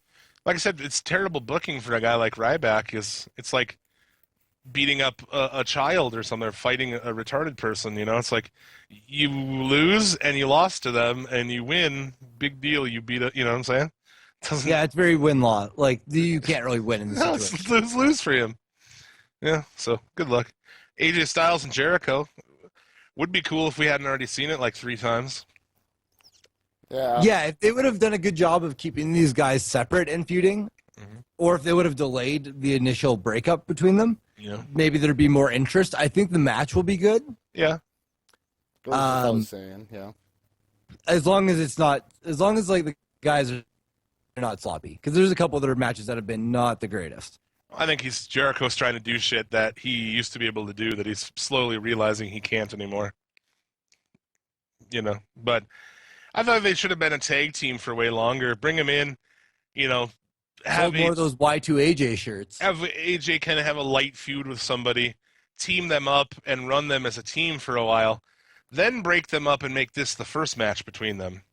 They still don't get that, man, where it's just like... Yeah, that would have been way better. A match isn't interesting meeting up. if we watched it on Raw for the last month. Yeah. And sadly, that's been the case lately, where you wrestle these guys wrestle each other every week for a month, and then they do it again on the pay-per-view. Big fucking deal, man. Again, Wrestling 101. I don't understand. We've talked about the Battle Royal. What do you think about the, 7-man ladder match match. I think it could be fun. It's gonna have some high spots and shit. Well, yeah. The only sad thing is that we're not getting just Owens versus Zayn. Yep. Yeah. Yep. That's because McMahon doesn't think that that's, Sami Zayn, he doesn't think that that's a big enough thing, or they haven't even really talked about their past. It's just really for how well NXT does with, this is what's going on, here's what's happened. WWE just nothing. These guys come up and there's no anything. Same with like Tyler Breeze, and he came in. Who is this guy? Why is he here? What's going on? Nothing. So, what do you think on that one? Zayn takes the belt, or I think Owens retains. Owens retains? Yeah, they just put it back on him. So yeah, I think he holds on to it. Yeah, it really should have been Zayn and Owens. You're absolutely right. Or Zack Ryder. I'm gonna say or Zack Ryder. The Miz and Stardust.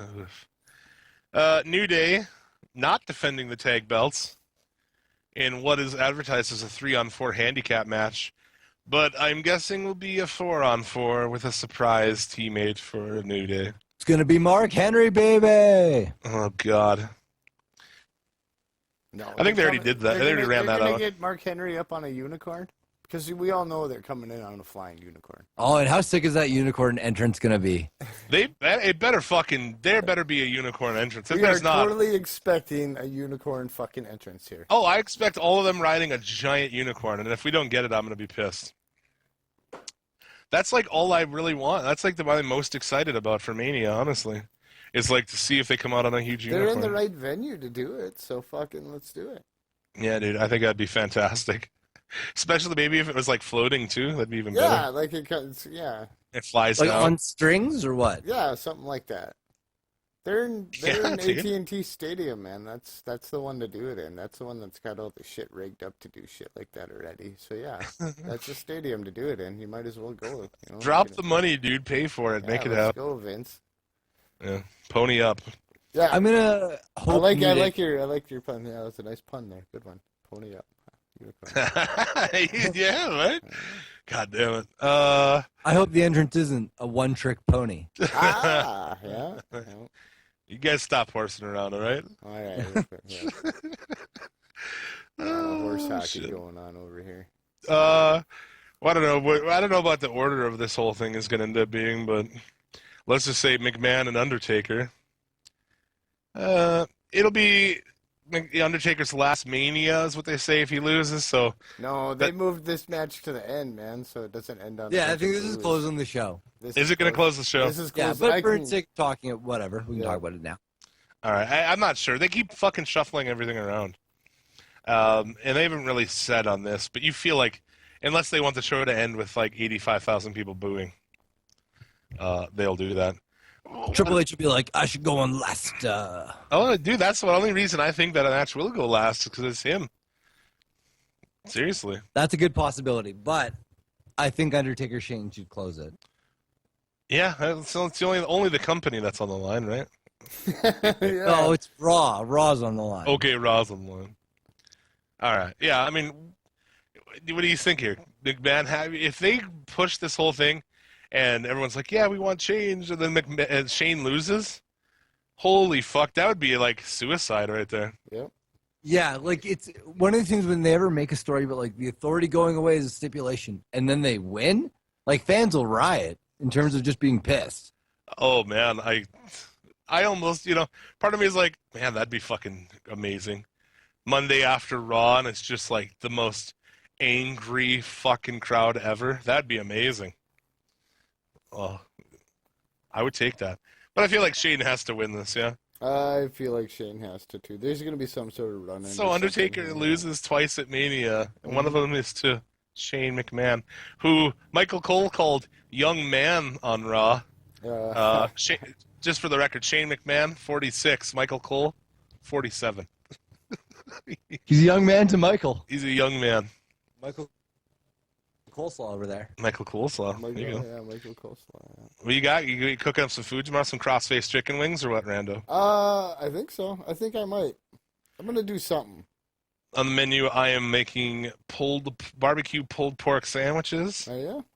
Yeah, get some macaroni salad, some beans, Feeling that, man. I don't know. I got a bunch of pulled pork. Yeah. Like, this seems like the perfect opportunity to Maybe use I'll it. just come over to your house. Yeah. The low rent, fucking. Although it will be with Sweet Baby Ray's barbecue sauce. Ooh. You sold me. Sold you. Nice. And yeah, main event. Well, maybe main event. Hunter and Robot Reigns. Nothing. Yeah. That's about the perfect response. Everyone's like, yeah, It's gonna happen. it is gonna happen. I don't know. Yeah, I mean, are we gonna see Robot Reigns turn heel and win the belt? Yeah, but how does he turn heel though? Like, what is he gonna do? It's true. This is where this is what I'm saying. This is where you bring in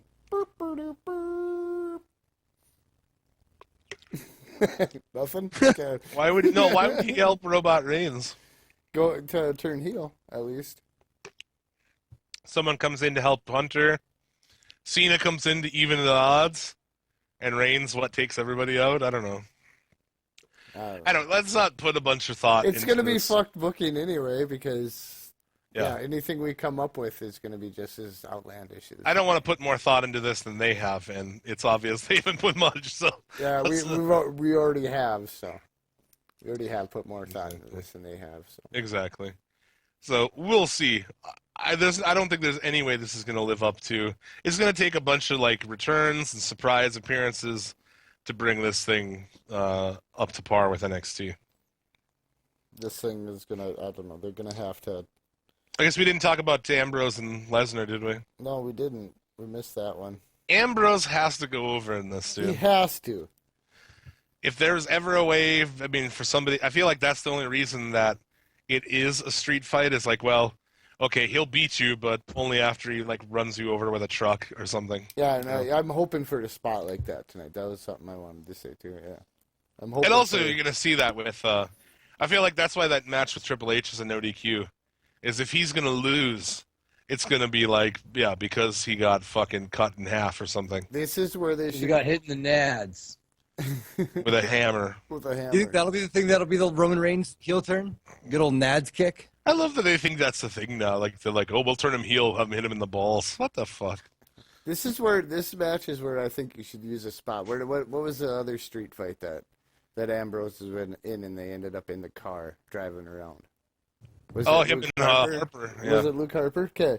This is where they should do something like that again. But then like I said, the spot that they should use when they go through like a drive-through, Yeah. like a Jack in the Box, and he grabs the burgers and he starts beating Lesnar over the head with a bag of burgers or some shit, hitting him Yeah. in the face with a Coke, shit like that.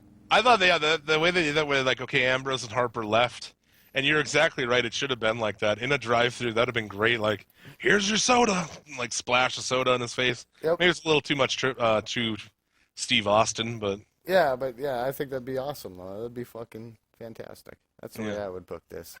we'll see. We'll see if they put on. I imagine they're going to put on a good one. I think you got to take it in the crowd, take it through the arena.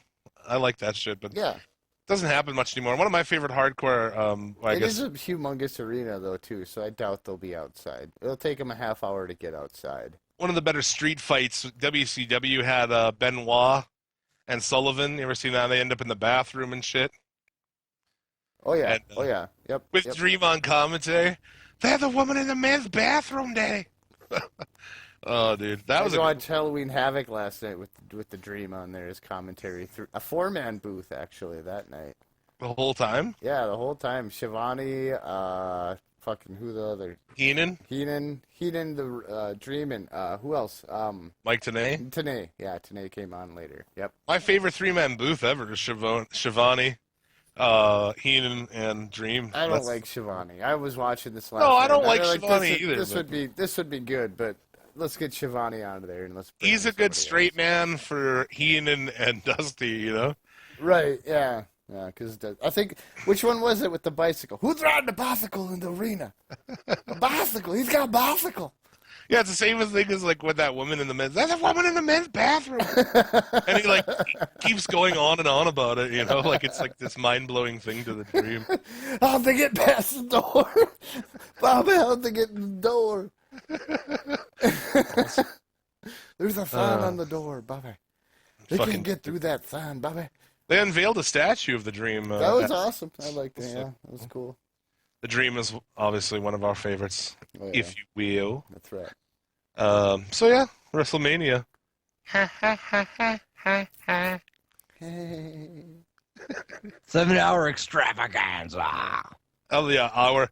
Sign me up for the hour post show. Probably fucking not, dude. Yeah, probably not. I'm gonna go to bed. Oh, this is running long as fuck. That's how you know it's a good one. You got a good guest when the show just goes long. When you have random tangents. Yeah, exactly. Go on I'm those starting like, sidebars. how long till you have to go here? In like 15 minutes, you got me more probably. All right, let's get through this thing, man. And then we have to touch briefly on Lucha Underground before we get out of here. Of course, got to touch the lucha. Oh, let's get to the question right away. Let's do this. Okay, yeah. While we we're gotta do dumping shit. While we're dumping. While we're done with WrestleMania and dumping shit. Let's get to the question. Yeah, dude. Give us your shit story. Oh, okay. So there's one time where my girlfriend was on a trip to Spain, and I stayed home because I just wasn't on the trip or whatever. And so I was all stoked that she was coming home. So I went and I bought like flowers and stuff from like the grocery mart and a bunch of condoms because got to wrap that willy. And then as I'm paying for it, and my parents are here too, but they're buying their own groceries. Did they see you buy condoms? Yeah, but they don't care. Not really. Right. But it's just like at that point, I think I was like 16, so buying condoms is like mildly awkward at that point. But anyways, so as I'm paying for it, I'm like, man, I think I have to kind of fart. And no, I did not, sir. Pooped all over my pants. Oh, really? Oh. Yeah. And then like my parents are like trying to like grocery shop for like the next 2 weeks. So they're like trying to take time. I'm like, hey, can we like go home? And my mom's like, what? Why? Like just because you bought condoms, you're embarrassed or whatever? It's like, no, I've definitely pooped my pants. You had a shark, man. Yeah, man, classic. But I have a long history of pooping my pants as a super constipated child. A super constipated child. Yeah, my colon is like super stretched. Holy shit. So you'd be constipated for a long time and then it would like just happen or what? Yeah, I wouldn't poop for like 2 weeks and then all of a sudden I'd be like in like a toy store like pasting in the aisles being like, oh God, oh God. Dude, a day old shit is bad enough. I can only imagine a 2 week shit. No, and then I'd be writhing in pain. I've had like weird pharmaceutical drugs that I've had to take to make me poop because my parents were concerned. Holy shit, man. So this has led to many instances of poop in your pants? Yeah. Uh, More or less. Wow, you should like send us a story every week or something, or come on like for. We'll make it a segment.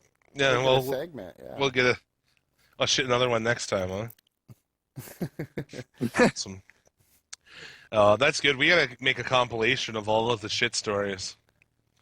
Michael, if you're listening, get on that. Make a compilation of all the shit stories. Suplex City Land or super fan of your guys' pod. Yeah. Yeah. Does everything for you guys. Well, He's a good guy. He does some YouTube stuff. He puts our stuff up with gameplay footage. That's rad. So It's always cool to see. You have something to watch while you listen to us babble on about shit. Yeah, just gonna go through here, power through Lucha Underground. It was an awesome show as usual. You think of some of the matches? I mean, Taya Valkyrie and Mundo versus Cisco and Castro. Yeah. Is Castro low-key? No. Really? Who is that then? I don't know what he goes by in the Indies. They should have Low-Key. Low-Key's bouncing around out there, but I hear he's hard to work with. He's an asshole. Yeah, he's a huge douche and really stiff. Yeah, but he's a good worker. He's okay. Yeah. There's a lot of promos of Marty the Moth. I thought that was a really good one. He's kind of reading the book about the history of his family. Yep. I thought that was pretty well done. The shit with Mariposa, like beating the fuck out of a bunch of luchadors in suits, that was badass as well. It's sweet. It's such like a comic book novella, the way they tell the story. Yep. They've actually did a comic book to build between season 1 and 2, actually. Ooh, I should try to pick that up. You can read it online for free. I think it's just online. Oh, really? Cool. Yeah, but it's pretty awesome. Builds on some stories and backstory and stuff. Oh, yeah, I would definitely check that out. Mm-hmm. Yeah, if you're a fan of comic books, for sure. I've never really read a comic book, but even that, I'm like, oh, dude, I'd read that. Evil Lee, Son of Havoc, and Helico defeat Disciples of Death for the Lucha Trios Championship. Another good match. When are we going to get the Angelico high spot, dude? The obligatory. They're waiting. Just wait. We'll get one. It's going to happen. They're going to build it up. Mm-hmm. They do a good job of building you up. And, Rey Mysterio and Cueto segment. Kind of, I guess it was kind of interesting. I like how they worked it in. Like, Cueto's like, I didn't kill Dragonus, Tekka. And sure, and I guess that is the truth, right? I thought that was kind of cool how he worked that in because Black Lotus is the one who killed him. Mm-hmm. So, pretty good. And, I mean, really, I guess they did put a little match with Sexy Star and the Mac with Mariposa and Marty. I guess it was the women's match with the guys outside, but there's also talk now that Sexy Star is done. Like, she quit AAA and Lucha, I believe, as well. Oh, really? I guess she has pay issues with AAA, and then she has back problems, so I don't know if she'll be back or not, but she's gone, for season 3, so. That's a shame because they did a really good job of building her up in the past 2 seasons. Yeah, I agreed. AAA has some issues right now, they're with pay, and, Conan doesn't have the role he used to, which I think Conan's fucking great. AAA was at its best because of him. He found all these guys he brought in. What the hell is that? Pentagon and shit, so. But I thought this was good, Mariposa, cheerleader Melissa, as it were. She's pretty good. I thought this was a good women's match. As far as women's matches go. Pretty good. And then, main event. What'd you guys think of that, man? As good as usual. It's hard it's hard to come off of Aztec Warfare 2, though, so. That's true. I thought it was awesome, yeah, with Montanza just beats the ever-living shit out of Pentagon. And, it was kind of cool. They were calling for him to, he's injured, stop the match, and he just kept going with it. I thought that was good. Mm-hmm. Yeah, Vampiro got in the ring. Yeah. So, definitely good shit, man. Booking 101, basically, right there. Just good booking. It'll be really interesting to see how they book this new champion because I think he's going to be just a monster and just run through everybody. Yeah, it'd be interesting if Pentagon comes back later. I imagine that's what happened here. He's hurt, so he'll be gone.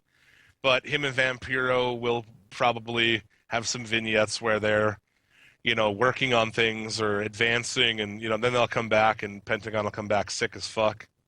And then get the championship because he's like the most over guy they have. Yeah. And then probably get the championship on Ultima Lucha too. I don't know. I could see it going that direction. Yeah, you see him ending it with, I see him ending season 2 with giving Pentagon the belt. Be a good idea. Pentagon Jr. is over as fuck. Yeah, he is over as fuck, so why the hell not, right? Yeah, he's the most over guy there for sure. Mm-hmm. And he only speaks Spanish. Like, even just to people who watch the show, he's a lot of people's favorite character. It's awesome. I love that he only speaks Spanish. Yeah, like the fact that he's a non-English speaking guy and he's so over is amazing. Yeah, I dig it, man. Good shit. And Lucha's fucking awesome, so excited to see where it goes, as usual. Next week, also starting a trios tournament back up. So, for the titles, that'll be awesome. We'll see what kind of teams we get out of that. And what else we got? We're going to close it out here. Yeah, the Hall of with Fame. Hall of Fame, and I have no idea who you chose. I'm going to go with Double A, Arn Anderson. Oh, yeah, there you go. You can't go out. When you have a spot, not a dog spot, not a liver spot, but my spot, you gotta have Arn Anderson, dude. That's right. The Enforcer. Yep. Can't really. There's not really that much that needs to be said about that. Arn and Ole as a tag team, fucking awesome. I always dug Arn, man. What did you think of the NWO spoof of his retirement? Is that not one of the funniest things that have ever been done in a wrestling ring as far as comedy? Yeah, it was pretty good. Yeah. Nash comes out dressed like Arn, and you got fucking Who was Flair? X-Pac. X-Pac was Flair. That's right. Yeah. Yeah, and he had the water coming out of his fucking sleeves, so he's just crying the whole time. He's got a big penguin nose on his fucking face. Oh, dude. Conan as Mongo. That shit was great. Yeah, you can't really argue with Arn Anderson. You could have went for that. He does a really good job, like with his current role of being a road agent. Yeah, he still works there, doesn't he? Yeah, he's an agent for house shows. Mm. Yeah, well. So when you guys are at a house show, think Arn Anderson might have put this match together for you. Yeah, Arn Anderson's back there, and I'd much rather just see him. Yeah, can he come out? Can I just sit and talk with him for? Yeah, about can 10 Arn minutes? Anderson at least like come down to the old song and like give a fucking wave? You know? Yeah, come on. But yeah, dude, from the Four Horsemen to Ole and Arn to teaming with Tully Blanchard. Yep. Fuck, there's no. How many No. times was he a tag team champion? Oh, dude, I'll pull it up. I guess I should have did my homework, but no, it was between 3, and then like watching NXT last night, I was like, huh, who should I go with? And then, 5-time NWA Okay. /WCW. Tully Blanchard twice, Larry Zbyszko once, Bobby Eaton, and also Paul Roma. Huh. Him and Tully was a really badass team, man. He was also tag team champ with Tully in WWE. So Yeah. Brainbusters. he's got some Wrestling Observer. He's got a 5-star match. A multi-man match from War Games. That War Games match was badass. I guess that's not really. He also had the worst worked match of the year in 1996 with Ric Flair, Ming, the Barbarian, Lex Luger, Kevin Sullivan, Z Gangsta, and the Ultimate Solution. Who the fuck? Ultimate Solution. What the fuck is that? I don't remember I that. don't remember. Who's Z Gangsta? Yeah. Yeah, it's my question too. It was in a Towers of Doom match from Uncensored. What the fuck was that? I'm gonna go back and check that out. Huh. At Uncensored. Let's be real. It was probably Lex Luger and Kevin Sullivan who were stinking up the joint there. Yeah. No, Jim, you're not going to defend Kevin Sullivan? I like Kevin Sullivan, dude. I think he's awesome. I'll put him in the Hall of Fame eventually. I will not defend Lex Luger though. No, Luger sucks. Yeah. Sullivan at least does have like a lot of cool creative stuff, Yeah, as dude. well as like he had like a sweet ass Satan stable. And he booked his own fucking divorce. Like that's What a champion! What a hero to us all. When he was in Florida, he had that satanic faction, and like literally one of the wrestlers was from the sea, dude. He was birthed of the sea. Yep. Yeah, it's Poseidon or whatever. It's fucking amazing. That like Sullivan, my son. Holy shit. Him and the fucking the booty man. What was he at that time? I don't know. We just like, no, yes, no. Fucking Ed Leslie, the man of a fucking million gimmicks. Yeah, I like Sullivan. But anyway, Arn Anderson, Hall of Fame. Awesome. What else we got, Dave? So, yeah, definitely, dude. Check out the Spanish Announce Table podcast. Tell people a little bit about the show, man. It's a weekly wrestling show, so we cover generally Raw and whatever else has happened in WWE or wrestling news. And occasionally I get to talk about indies, which is fun. Yeah, It's 3 Canadians. That's about it. that's about it. At SatPod on Twitter, iTunes, all that jazz, I'm sure. Like you said, if it's not on your favorite podcast site, then that podcast site is shit. Exactly, man. So yeah, check that out. It's a fun show. I enjoy it. Gets talking about gaming and shit as well sometimes. So Yeah, we just talk about like kind of whatever we've done in the past week, generally. right, I recall hearing was it you, one of the guys on the show, like with a broken fucking limb, being super drunk as fuck. No, that was Brando. Fantastic, dude. Goes to some Christmas parties down like crutches and shit, and gets like shithoused drunk, and amazing, good stuff.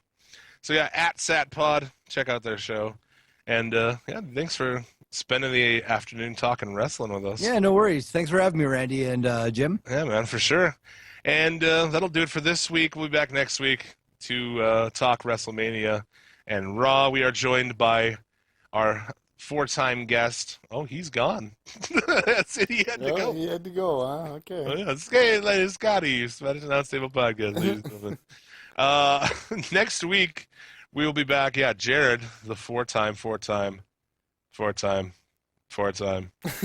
how you had to pause the count. How many? Suplex City Limits guest. He'll be back talking about Fully Loaded Wrestling, reviewing WrestleMania with Jared. Should be a damn good time. So, until then, may you get all of the dick and or pussy that you desire. And remember, a winner is you.